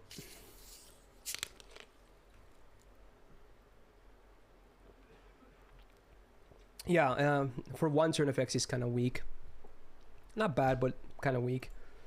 Now, I wish they buffed this skill, because they have been buffing a lot of golden rules. So, I mean, this is the only reason. I mean, this is the only reason he can loop in the to begin with, right? So at least there's that. So he can do loop farming because of this existing. But they should definitely buff this to include something cool, like an absorb and crit damage buff or something like that. Would be maybe something to look into. A quick buff, maybe. There's options. And then the third skill, which I think is actually very solid. So it's a guaranteed drain, 20 star bomb, and self-cleanse on a 6-turn cooldown. I always thought this skill was pretty good. Nothing broken, but still a good skill even on 2022. This is his best skill by far. Not even close. Avenger passives. Sadly, his MP per turn is the lowest rank, but the scaling is the range is very low to begin with, so it's not a big deal. Just like 3 to 4% no matter what. Avenger bonus, because weird. MP has been buffed luckily, but I don't like the buff though. I hate the buff because the only thing they changed besides the damage is give him a new normal effect that sucks, which is a curse amplifier for 5 turns. I also kind of wish the defense down for 3 turns on OC was before damage. Yeah. It's an okay MP, but definitely nothing. It's just an okay MP. Because the curse is kind of useless, and then the defense down is after damage. The damage buff is mostly what makes it. Oh, Dantes. Not the best DPS option, in fact, pretty weak for that, honestly, nowadays, but still farms alright, I guess. Could I still place him in A? I think I could, honestly, maybe. I can't even do A+, to be honest. I can't even put him on A+, nowadays. There's just so many better options out there. But he's not bad at what he does. You can still use him, for sure.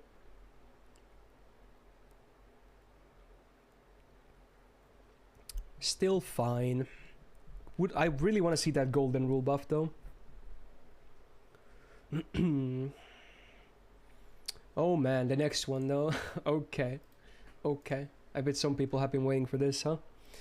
Alright, they were released very fast, you know, or very close to each other. There's Jalter. Jeanne Alter. Single target buster DPS. Attack, we all know it. It's ridiculously high. It's by far the highest in the entire game. So, you know, that's the one thing she really does, is still unrivaled in, I guess. A 13.2k is stupid, and it would never happen this day and age anymore. But, you know, it did. So, I guess the Jalter fans are happy. Now, double buster, double arch tech, I think makes sense. Honestly, I kind of would have preferred triple buster, but I don't think they were going to do that. But this is the second best option, if anything. Gains are not great, but not terrible. Self-mod, there it is again. Again, it's to this day, it's still a pretty good crit skill. Good uptime, and, you know, it's the good combo of crit damage and absorb. And absorb she needs, because, you know, Avengers, yikes. It's not as terrible as Berserkers, but it is bad. It is very definitely bad on the base. So yeah, the 800% is much needed for her to do any kind of crits consistently. Her charisma, which I don't like, I think it's very weak. It's basically a normal charisma in most cases. They should definitely make it so that she gets the second buff as well, but she doesn't, so it is whatever. It's just a very average skill at best. Definitely could use a buff as well, and if anything. Yeah, it's not bad having double arts either, Seraph, no. It's fine. And then the third skill, her mana burst, that also is a 1 turn higher cooldown because you get a 1 turn invul, but also slap yourself in the face. Yeah, it's another awkward skill, isn't it?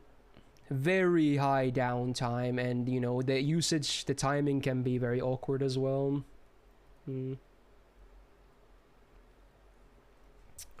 Yeah, her kit doesn't look that appetizing anymore in 2022, I have to be honest. The MP is fine though, but man, these skills, yeah, they don't really do it to me too much anymore.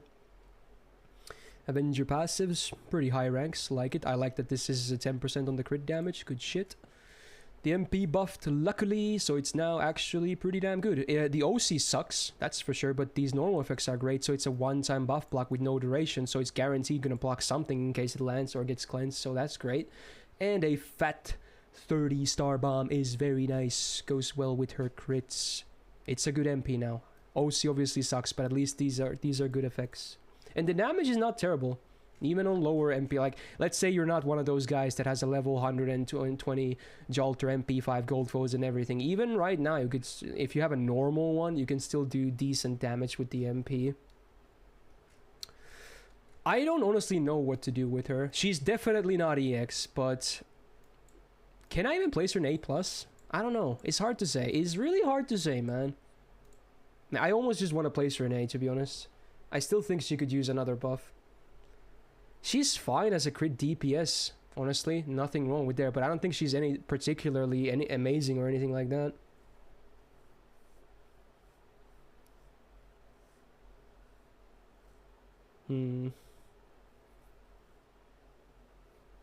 Yeah, you know what? Maybe I can justify A+, because she does have really good synergy with someone like Vich, for instance. Maybe I can barely justify it, but I can't. This is as high as I can go. That's as high as I can go, because obviously she's really good with Vich. It's really good combo, but yeah. This is as high as I can go. And I feel like even this is slightly generous, but yeah. Congrats, Jalter fans. It's mostly because of support options, if anything. Yeah, I'll put her there. Yeah, sure. Okay. The next one, actually, some people might be shocked if they don't know any better, but we got Mao Nobu, who used to be one of the weakest SSRs in the game, but nowadays has a really solid role in the game as a Buster Farmer Extraordinaire. Still not the best DPS, I have to say, for like CQs and stuff, but man, Buster looping on this girl right here, it's pretty damn legit. Anyway, 12.6k attack, love it. That's really damn good. Full-on gorilla deck, which honestly I think is fine, which really makes me bummed out she has 0 absorb in her kit. If they ever had absorb in her kit, she could be a much better DPS as well. But yeah, the deck is fine as is, but it could be so much better if she had absorb as well. Gains suck, but no one cares about that. Now, the first skill is very interesting. It's a stacking attack buff. So on rank 10, for turn 1 you get 30% attack, turn 2 you get 50%, and then turn 3 you get 70% attack up, which makes for a insanely fat turn 3 MP. In fact, one of the fattest of all the Buster Loopers in the game. Top 3, right? I forgot what the actual ranking was, but she's definitely up there for the biggest turn 3 Buster Loop damage, which is in most part to do with this skill as well.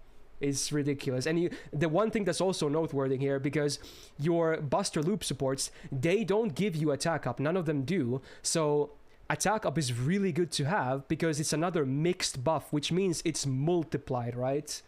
So it's much better than like a Buster buff or an MP damage buff in this use case, basically. So kind of nuts. And then you burn yourself actually quite considerably. You get 10k, or not 10k, wow, that would be bad. 1k damage for self every turn for 3 turns. So this can actually be bad if you're DPSing sometimes. And then you also get burning field for 3 turns, which is, you know, a bit relevant later, I suppose. Then the second skill has also been buffed. This buff really doesn't make too much sense to me, honestly, but whatever. I like the invul and buff removal resistance, meaning it's a very, very solid and safe defensive option, so you won't be hit for that 1 turn guaranteed, basically, unless they have ignore invul. And then now, if you're on burning battlefield, you get 50% sky attribute damage for 3 turns. Interesting buff. Not the most useful one out there, but oh well. They tried, I guess. They tried. This was the first attempt at them trying to make her better. And then this one also has been buffed, which makes all the difference in the world, because now she has a battery, which means ding ding ding ding ding, she can do buster farming. Okay, so 10 stars per turn for 3 turns and a 5 turn cooldown, not bad. 30% battery, great. And then also 30% buster up for 3 turns on burning battlefield. Also keep clicking on this shit, which is good because you get it from here guaranteed, so it's a great combo. Wow, this skill is suddenly very good. It's very good. They just need to give her absorb now, and she's a much better DPS. But man, does she farm well, though. That's for sure. Avenger passives, pretty low ranks across the board, though. Then the MP. Okay, so you remove defensive buffs from divine targets before damage, which sometimes can play a part, I guess. And then you give him a burn as well, because, you know, everyone has to burn, I guess. And bonus damage to divine on the OC. So a lot of the times this MP is not that great, though, at least on DPS purpose, but, you know, despite not having a buff, because of the way her kit is and her high attack, she still does an insane amount of damage while buster farming, right? It's kind of nuts. And yeah, I guess their attempt at giving her absorb was Nobukatsu, but it's stupid that you have to bring a second unit to fix something for a unit that should have been there from the get-go, right? It just doesn't make any sense. But yeah, obviously, I should note that Nobukatsu is a good support option, but it's just so stupid that you have to bring someone to fix something that should be there already, right? Just counterintuitive. Someone is calling me right now. What the fuck? No thanks. Okay, I have a list to do. Excuse me. So yeah, if you take a look at the numbers here as well, in case you were curious. So with double Witch Oberon, pretty legit. It's sadly still not the best, obviously, for like the first 2 turns, but she can absolutely do good buster farming nowadays. I think she's well worth A+. I think she deserves it. She used to be so much worse. So much worse, right? But now she is very legit. Just need that absorb to be a much better DPS as well. Maonobu finally has a good place now, though. So she's not like a very awkward DPS that didn't really do much. There you go. I'm not sure. I don't think I can even do A++ here. I like A+, honestly, for her. That's very fair. Right, the next one. Okay, another, you know, big favorite, I suppose. Space Ishtar. So what is she? She's a DPS, she's a quick farmer, arts farmer, buster. I shouldn't say quick farmer, it's mostly a joke, but arts and buster are definitely very legit farming options for her, which makes her very flexible, which is gureto daze. Now, 12.6k attack once again, love it. Very high. Gains are honestly not bad for, you know, what they are. They're actually alright. They're fair. Well, obviously, I mean, especially for looping, they're actually really good. But I'm talking face cards here mostly. But yeah, for looping, they're very good, obviously. Skills. Self-attack up 3 turns, 20%. And then the rest of your party, because she's a nice girl, I guess, that gets 30% attack for 3 turns instead. And then everyone, well, not everyone, her teammates get charm immune for 3 turns as well. I would say this is an okay skill on a 5-turn cooldown. Nothing crazy, but definitely an okay skill. Oh yeah, I didn't talk about the deck, but yeah, double buster, double arts, I think makes a lot of sense considering most of the time you'll be using either a buster or an arts MP for her. So yeah, I think the deck makes a lot of sense for sure. Second skill. This is the thing why she can do both arts and buster farming, I guess. So self MP damage up for 1 time 3 turns. I wish it was like 3 turns just flat out, but oh well. Helps with your turn 1 damage, I suppose, if you're buster farming. If you're arts farming, you can actually save this, because obviously her MP is arts on base, so you don't have to use this turn 1, because sometimes you might want to use it on wave 3 instead. But if you're buster farming, obviously you need to use this turn 1, so it is what it is. And also self-invul for 1 attack 3 turns, ain't too shabby, I guess. It's a cute bonus. And then of course you can choose the MP type for the next 3 turns. Also has a good uptime for that, so even if you're using as a DPS, let's say you want to use her as a buster DPS, you can still do that. The uptime is still going to be fine. So yeah, it's a very crucial skill, I guess. Then the third skill, it's the good old 50% batter and a 6-turn cooldown, but she gets a chance to get rainbow buffs, 20% each for 3 turns.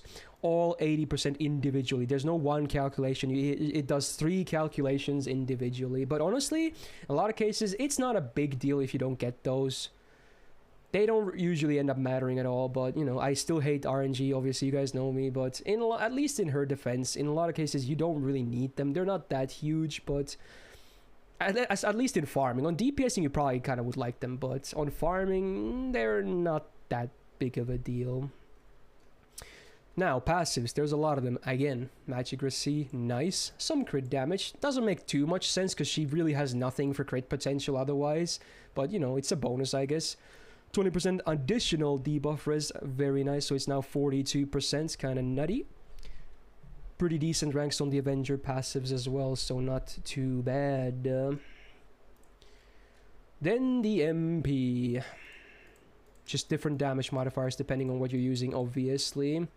So, there's the other normal effect as well, which increases her extra damage by 100% for 1 turn. So she, especially if you get a full, again, it's a lot of people still don't know this, but if you do a brave chain that is exactly the same card type, it doesn't matter which one, it can be a full quick brave chain, full arts, full buster, it will buff the extra damage by a lot.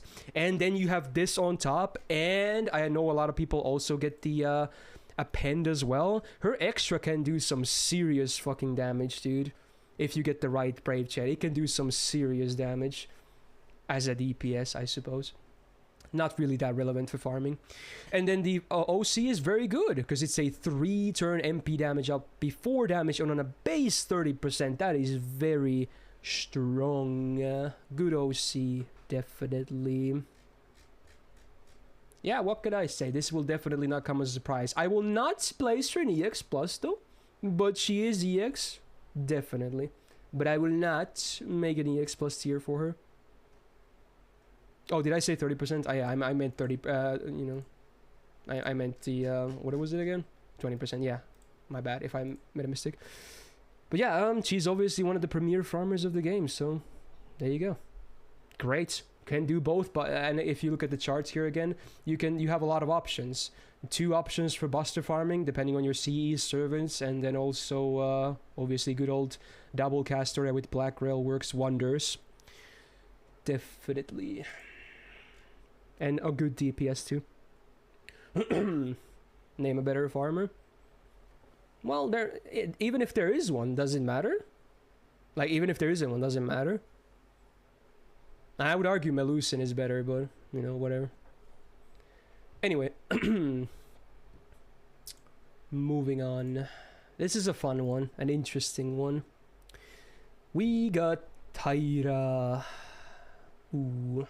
Oh yeah, I should note on Ishtar that it would be recommended for MP2, because MP1 sometimes is a bit lacking. So, if anything, that's also a reason why she's not EX+, because Melusin can still do insane damage at MP1. I digress, let's talk about Taira. Okay. So, single target quick DPS, but honestly, mostly known for soloing, I think, yeah. Her usage in a team comp is slightly awkward because it's counterintuitive of her it's blocking a lot of her potential damage basically, so it's kind of weird. She can work in a team comp as well, but I feel like her best potential is on solos. But it's not like she can solo absolutely everything. It's good, don't get me wrong. I've seen a lot of videos, you know, shout out to Plushie as well, who does them a lot, but yeah. Anyway, let's look at good numbers. 12.7k attack, massive, needless to say, ridiculous. Double quick double art stick, I feel like is a bit odd.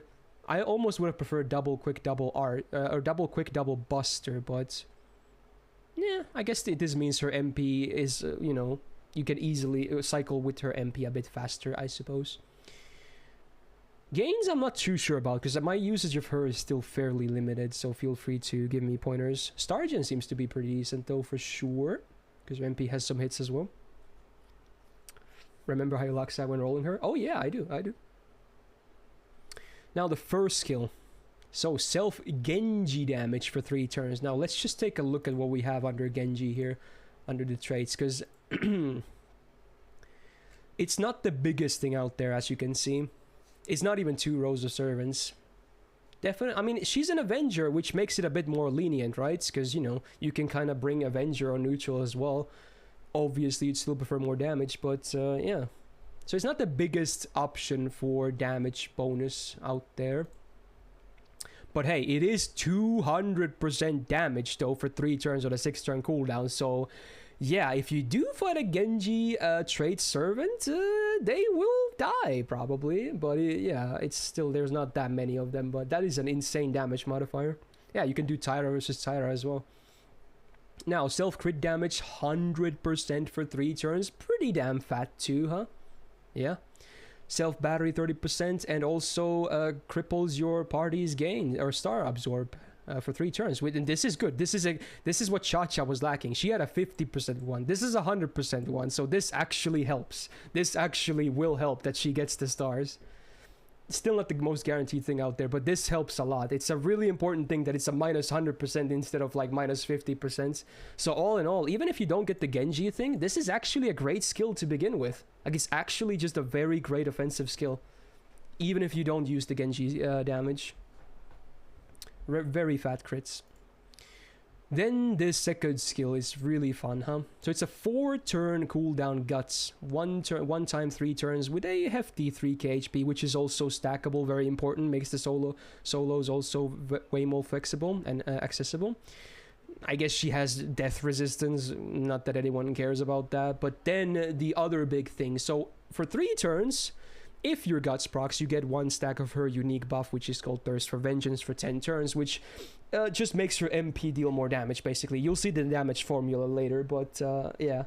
Good uptime, definitely a very good uptime. But again, this is the problem when you play her in a team comp, right? If you're not fighting Genji, and if you're playing her in team comp, you're going to be missing a lot of this damage, right? Because she really won't be dying too much on a team comp, let's be real. And if you don't have these damage buffs active, I feel like her damage definitely falls a bit flat. But let's continue here.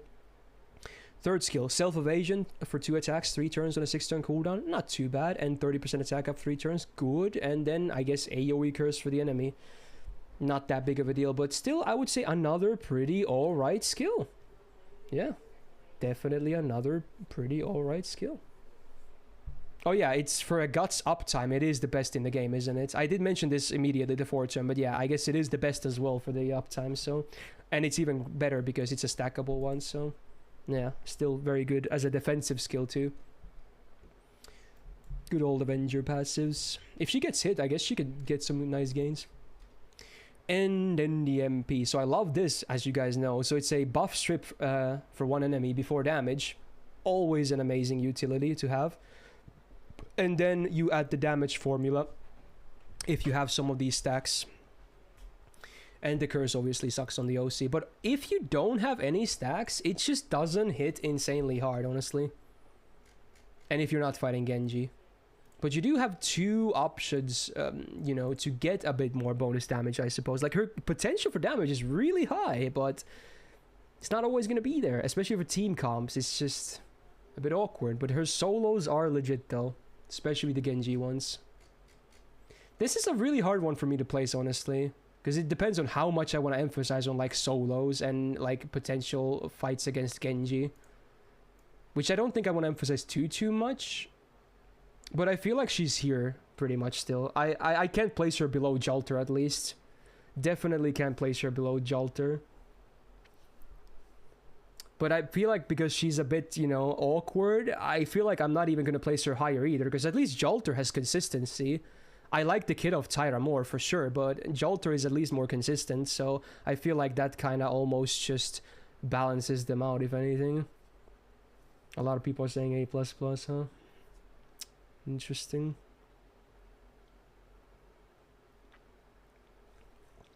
Bits are more appeal because subs are 50% cut for Twitch. Maybe I should do A++, honestly.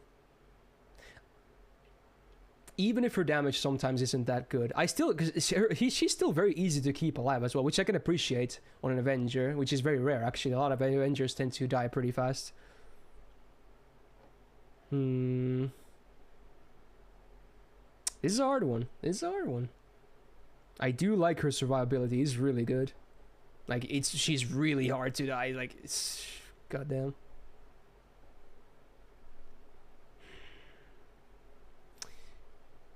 I'll keep her here for now. We'll see at the end, which is actually not too far off from now. Right, another big one, isn't it? Yeah. Back to Summer. Karma time. Okay, let's fix this first. Okay. Yeah, that's way better. Okay. Blue skin win. Anyway. Summer Karma, Avenger, AoE, Arts, DPS, and Farmer. Okay, I'll do the effect. Okay, fair enough. Jesus. Might have to censor that. I don't know. Maybe not. Alright, anyway. 13.2k attack. Wow! How broken is that? How ridiculous is that attack stat? Yeah, it is. Double arts, double quick deck. Yeah, that's fair. She wants to MP a lot anyway, and it's not like she's like a crit goddess or anything like that, right? Gains are also fine. So yeah, pretty good start, I would say. Yeah, it's very close to Jalter, which says a lot. Now, self-arts up, 3 turns, 30% 6-turn cooldown, and 2-hit evasion for 3 turns. I like that it's a hit-based evasion, which makes this less awkward on DPSing. Because if it was like a 1-turn evasion like Sherlock, it would be more awkward. So at least with this, it's a bit more flexible, because you can kind of use it a bit preemptively. Obviously, you still like to have an evasion up when it matters, but still, a bit more flexibility. Self MP damage up 3 turns, 20%. So it's this. It's again very good considering she's supposed to loop. So, yeah, good that it's 3 turns, and then up to 100% chance to charm for 1 turn AOE, which is very vital for the MP. But yeah, is this like the only AOE charm in the game that actually is 100% based? It is, right? Unless I'm forgetting something. So it's actually a very good skill, I would say. Even on a 7-turn cooldown, I still think it's a good skill. So yeah, it's like the best charm in the game, isn't it? At least on a skill. Very good. Self-battery, 50% 6-turn cooldown. So again, the standard that we've come used to seeing at this point.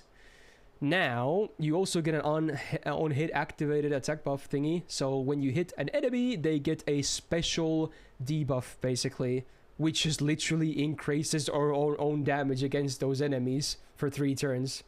And you can stack it up to 10. Which is fun, I guess. So yeah, it's an interesting thing. On farming, it might not be the most relevant thing, but, you know, on DPS, it's definitely very nice to have. Because it's a damage mod that you can just apply yourself. It's like very Arjuna Alter-esque, right? Pretty much. Great skill. Magic Rosé, love it. Writing A. I guess she has two double hitter, or two double 4-hitter quick cards. I can't talk, so that's not bad. Avenger passives, yes. Then she has this as well, like a lot of Kiara and Shi and some others do, I think. More crit damage, more mental debuff rest, and insta-kill rest, I guess. And also, much like OG Kama, she is charm immune, which is cool, I guess. And then the MP. I wish this was before damage, this defense down for 3 turns for 20%, but oh well, it's nice to have, I suppose. And then, here's why the charm is good, that it's 100% base, because her damage mod on the MP is against charmed targets, so... Obviously, you won't get this on every turn for your farm, and, you know, even for your DPSing, but you will get it here and there, so it will make a big difference, 150% base on that bonus modifier, so... I mean... I obviously had to go through it, but I already knew where I was going to place her. She's the same as Space Ishtar. They're mostly interchangeable. They're just mostly interchangeable in both DPSing and farming. Like, there's not a big difference in the grand scheme of things, honestly. I knew this from the get-go. I knew where I was going to place both of them. They're very similar, and both are obviously very good as well, so there you go. Yeah, now I'm just gonna get all the comments, because now it's gonna be the same as like the Arjuna Alter Morgan one. People are like, ah, my favorite needs to be higher than this one because it's not my favorite. Oh, Rin is better than Sakura. She should be higher. Ugh, I can't wait for the comments. But yeah, much like those two, these are also very interchangeable, so deal with it. That's what I decided to place them at. Right, now that was it for the Avengers as well. Now we finish off with the Moon Cancers. And the first one is Summer BB. A very interesting one for sure. So a AoE buster DPS, a bit of farmer, not an amazing farmer by any means, even with the buster supports, and a setup support for like challenge quests, I want to say. I don't know how to word that honestly, but yeah, she does a lot of different things though. Yeah, I hope so, MC. Right, 11.1k attack, a bit on the lower side, but not terrible by any means. Double arts, double buster deck, I think is perfect because she has crit potential as well. And this means that her gains are also pretty good. They're actually fine, no worries there. Self-mod is back again, so this means she can be a crit DPS too, I suppose. Not bad, always a solid skill. Now the second skill is actually really damn good. 50% battery, great start. Self-heal for up to 3k, alright. Self-buster up 20% for 3 turns. Self-MP damage 50% for 3 turns and 1 hit evasion for 3 turns. Wow. This skill is still to this day really good, huh? Still really good. Obviously the cooldown is pretty massive, but you get so much from this skill. So it's still a very good skill, I would say. But keep in mind, even with these 2 on 3 turns, the damage is still like... Ooh, it's a yikes, isn't it? Ooh, like, look at those numbers. Oh my god. Like, ooh, the turn 1 and 2 damage are so sad. Oh, it's so sad. She needs an MP buff right now. Okay, right now. Anyway, third skill, which is obviously the one thing she's super unique at, so... You know, you lock the current cards you have in your hand for 3 turns, or unless someone dies, I guess. Or she dies, or... This is a buff, right? So maybe this can be, you know, removed as well. Maybe it cannot be. I'm not sure. Is this a buff? I think it's a buff, because it has an icon too, right? So maybe that can also fuck it up. But yeah, up to 3 turns you have the same cards, so can enable a lot of interesting setups. Mostly for someone else besides her, but yeah. Also, you know, a bonus 10 stars per turn for 3 turns in case, you know, you're locking the cards of a crit servant. So, you know, it's just good synergy, I suppose. A very fun skill. I still feel like maybe this skill is a bit overhyped even after the buster supports were introduced. But it's definitely a very good skill to have and can enable some fun stuff. Territory Creation A is very nice because she has double buster. Burn immune because, you know, why not? Love it. 2 stars per turn and some debuff rest from the foreigner passive, very cool. And then more debuff rest, so overall she does pretty damn well on passives, I would say. Foreigner bonus, huh? Whatever. Okay, the MP then. Guaranteed AoE drain, I like that. And then the OC might as well not be there. It's a stupid OC. So you can reduce the gauge of all the enemies by 1 a second time, but man, those chances are... I don't get it. It's weird, dude. It's weird. Like, why? And obviously the MP has never seen a buff, so man, the damage is not great. Like, even with these two great skills, like, it's a 50% MP damage. You think it would be a lot of damage, right? You think. But no, it's not. It's not. The MP is weak. It's weak. It's just really weak. Yeah, but I mean, yeah, sure, it's better than insta-kill, that's for sure. Or dots, but, you know, it might as well not be there. It's just, yeah, too much gumbo. So I don't know, honestly, how to focus or what focus I should put on when placing her here. Because I feel like she's definitely not the best farmer. She's not the best DPS either. Maybe I should just focus on the setup she can do. Or just a mix of all of them. I feel like she's like right here maybe. Because she can do a lot of things. But it's not like she's ever going to be like, you know, needed. Or like broken in anything. I feel like A might be fair, honestly. A+ might be too much for my tastes.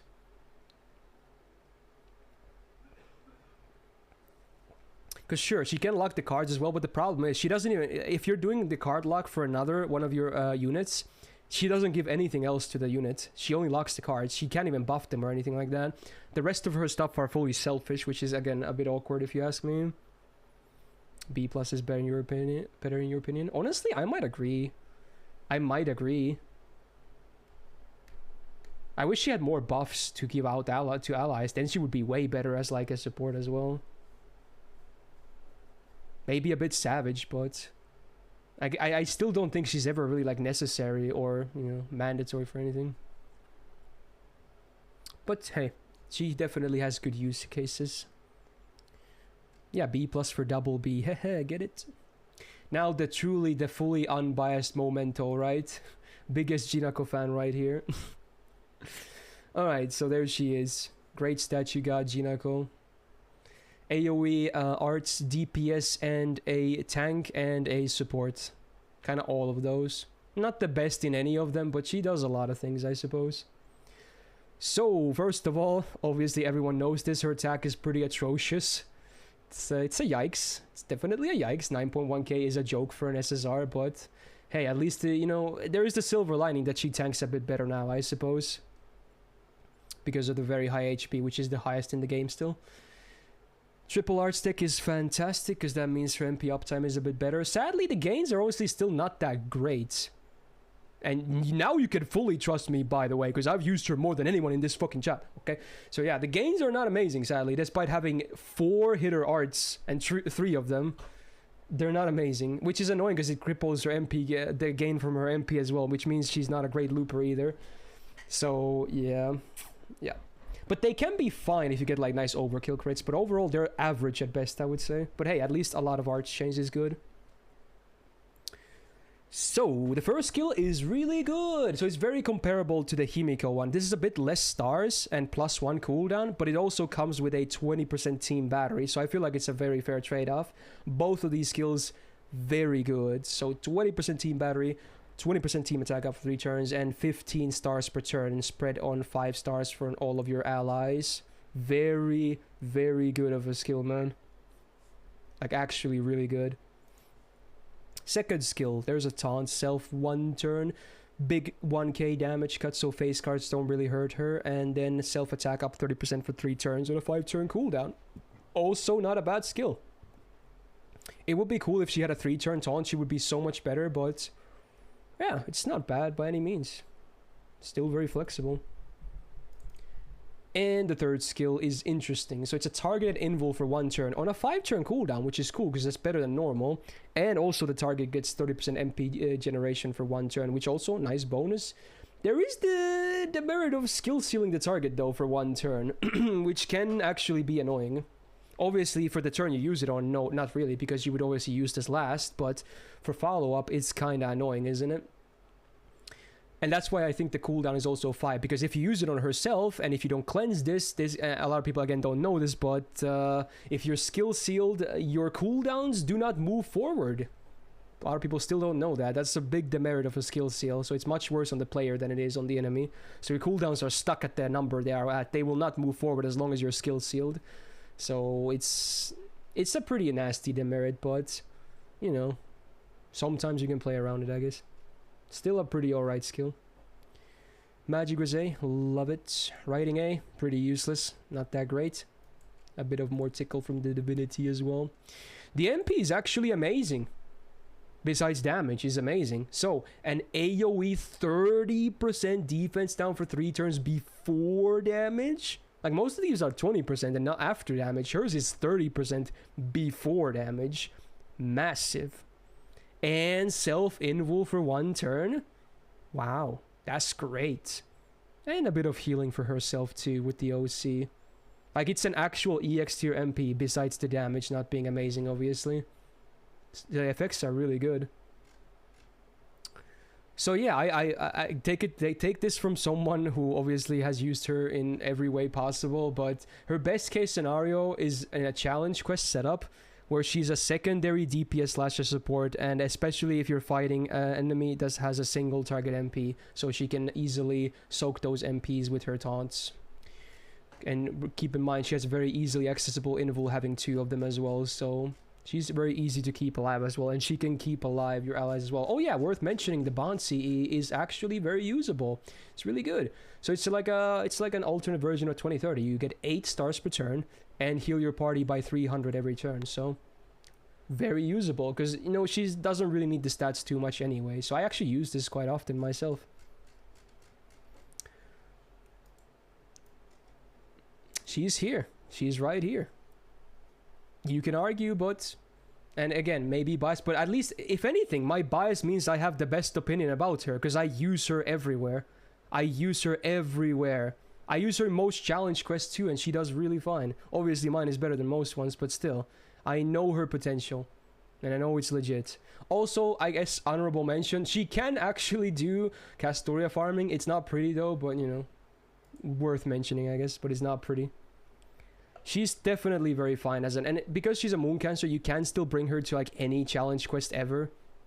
Obviously the class is not amazing, but at least she will be neutral to most stuff, so it's not like she's gonna get her, you know, clapped or anything easily. And she's very good in Castoria setups too, yeah. Yeah. But yeah, if someone wants to call me biased for this, that's completely fair. That's fair. But I will place her in A. Alright, the last one. It's a pretty big one too, huh? Summer Kiara. Ooh. Yeah, foreigners are next week among the rest of the stuff. So, what do we got? AoE, arts, DPS, and a farmer. And she does both pretty well, actually. Not gonna lie. She's pretty good at challenge quests and for farming. Looping is very easy on her. Her damage might not always be the best besides turn 3, but still. Easy loops at least, which is good. 11.1k attack. I wish it was a bit higher, but, you know, not terrible by any means. Double buster, double arts, I think is fine for the deck. Gains are also totally fine, so not too bad upstairs, I would say. Big in certain areas, I see what you did there, yes. This is the one big unique skill she has, right? Which also really resonates with this other skills she has. So first of all, it's a one-time guts for 5 turns on a 6-turn cooldown with 4k HP. So that already is better than most basic gutses in the game. But it also cleanses her, which is great. And you also heal by up to 2k per turn for 3 turns, which is also great. And you get 20% MP damage for 3 turns. Like, already those aside, it's really good. And then you get the really unique effect of this regen buff for 4 turns, and every turn you get a buff that basically makes your second and third skill better by consuming these thingies. Like, man, this is actually a really, really nutty skill right here. Yeah. So yeah, you'll see what the final effect here will do with these skills as well, because it's listed differently. They have 3 ranks because of that.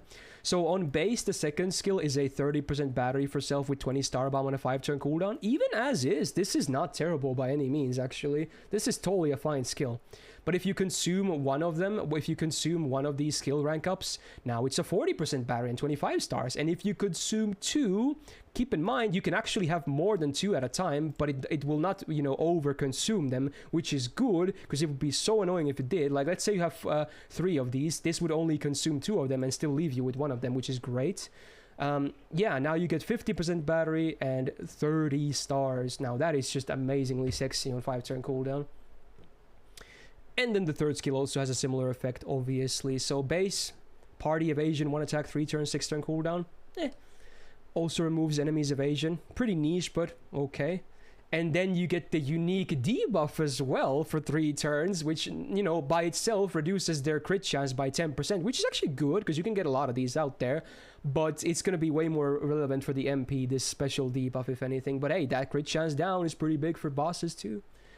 And AoE 20% defense down for 3 turns. And AoE archer is down 20% 3 turns. Man, like, even though, again, these skills on base as well, without these skill ups, are also really damn good. But then you consume 1, you get 2 stacks of the special debuff. You get more defense down and more arts res down. And if you consume it again, it's the same thing. 3 stacks of the special debuff.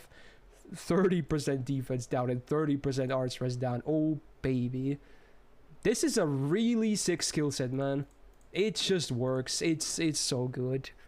Wow.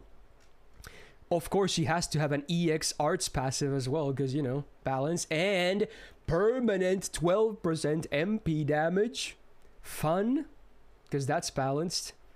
You know, then the same passive as Kama had, you know, not big numbers, but it's a bit of bonus. And then also the Kiara passive. She doesn't have the ruler thing, keep in mind. I guess, you know, but she does have this, which is really good. It's the humanoid defense at 14%. And again, keep in mind, 99% of servants in this game are humanoids, so that's really damn good. Especially, again, on, you know, on challenge quests. And yeah, she obviously doesn't have the other passive, the ruler one, because she is a moon cancer, so that would be very counterintuitive. It doesn't make any sense.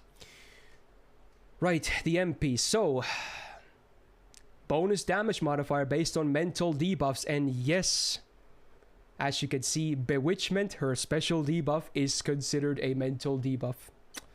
So yeah, that's why it's also really nice. On top of the crit chance down. So it's just, it's a better version of a crit chance down, because it also amplifies her damage. Instant kill sucks, but hey, thank fucking god this is after damage, because if it wasn't, she would be a terrible farmer. She would only be a DPS, but hey, this is at least after damage, which is good, so it doesn't cripple her farming. Unlike Nidacris, rest in peace. But yeah, at least this is after damage. So yeah, if you don't have any of these mental debuffs up, the MP, I'm not gonna lie, it doesn't hit super hard. It doesn't.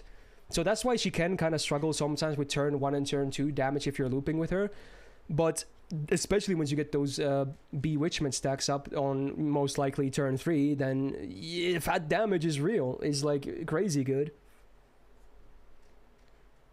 Ooh, and to show you the numbers here as well once again, this is what she looks like. So as you can see, both turn 1 with full black rail, because her gains are so good, she can actually use black rail, which is great. But even then, she's still short of 100k for both turn 1 and 2, which can sometimes be, you know, a difference maker. But even then, she farms well too, honestly. She farms really well.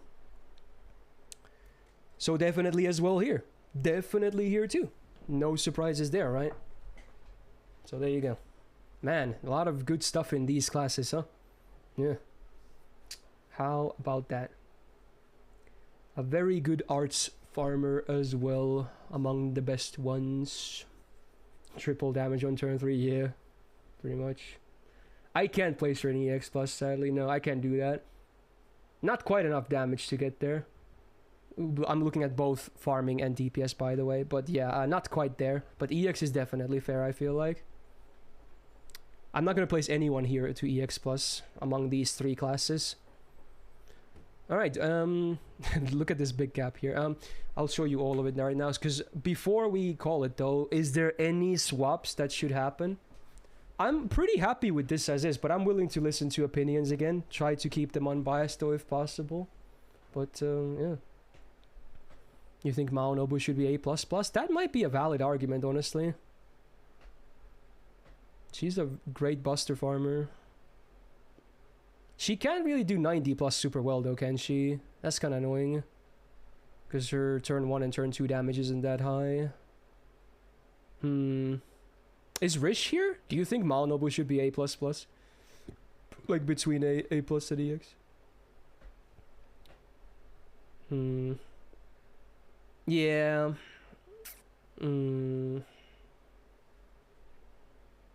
I don't know.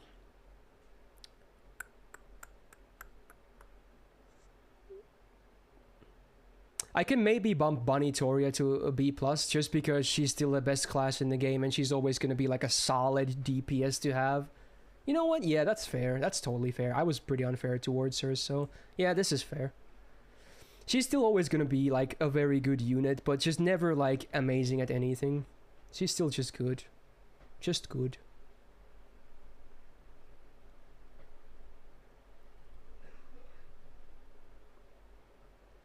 Yeah, exactly, Jord.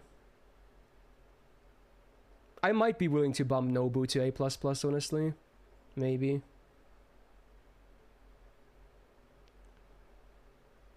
You'd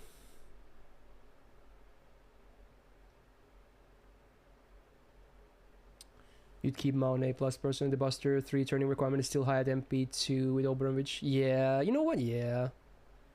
Actual numbers, yeah, that makes sense. Some people are saying first Emperor at A++. I feel like I want to keep him at A+, because, again, if he doesn't crit, he's not doing much. And he doesn't have any way to enable crits in his own kit either. So he needs a lot of help to be consistent. I undervalue Gorgon utility and MP damage. I think not. Like, most people have her at MP1. I can't even give her, like, the, you know, benefit of the having maybe some people might have higher MP levels, because she's not even permanent. So I feel like Gorgon is fine there. If she was permanent, I might consider A, honestly. I can't really do it here. Too unreasonable to even get her to higher MP levels. She doesn't even get that many banners. You think Dantes' loot too low compared to the SSRs? Well, considering you having Braille, I'm not surprised, but... like, A is still fine. He's not bad. He can absolutely do still farming. Totally. Nothing wrong with him.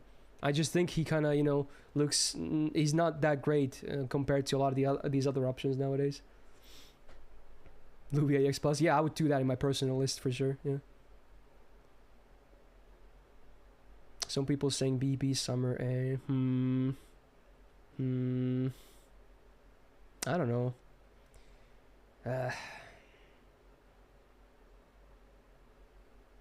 You think Holmes should be bumped down to A instead of A+?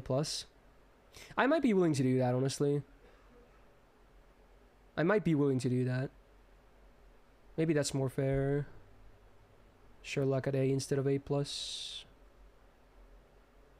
Yeah, you know what? Yeah, let me slide him down a bit. There you go.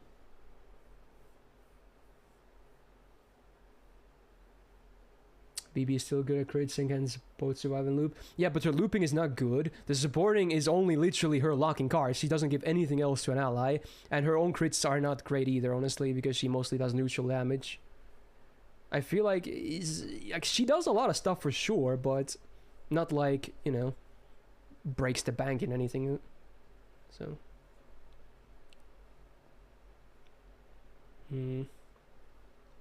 First Emperor is a god in CQs. But not a very consistent god is what I want to say. Sure, I obviously reckon I've used him myself too in some. I recognize the value, but I think A+ is where he belongs.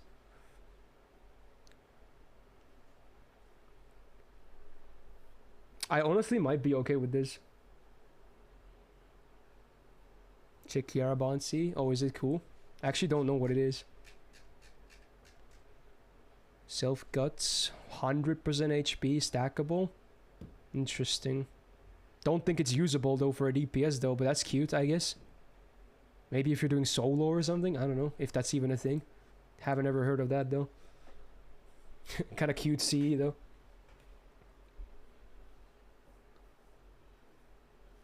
Koyan and Vich fix Gorgon problems.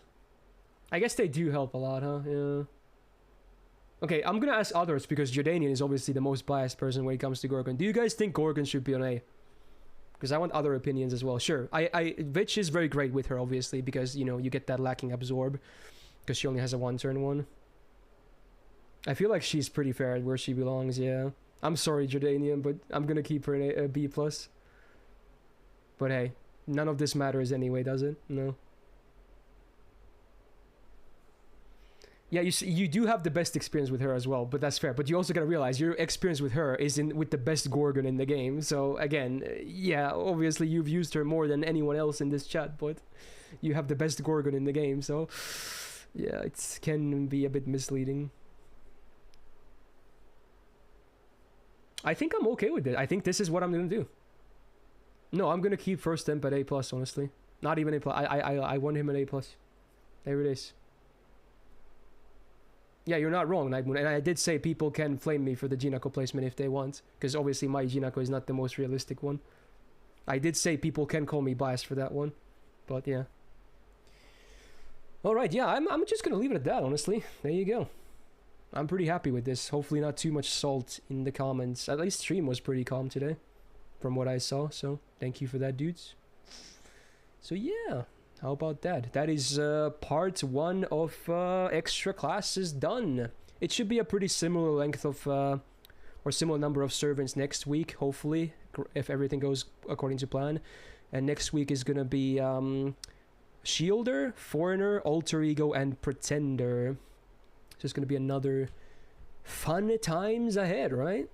Yeah. So again, there's the final rankings. Again, please be civil in the comments if anything. But if you watch this full thing on YouTube, and even if you didn't, even if you're just here checking out, if you can just do me a favor, just press the like button. That means a lot, and it helps a lot as well. And definitely subscribe for more, because, you know, we're still gotta finish these up, and there's gonna be more good videos every single week. Gacha gameplay, stuff like this. You never know. So, yeah, with that, I hope you have a great rest of your day, and peace out.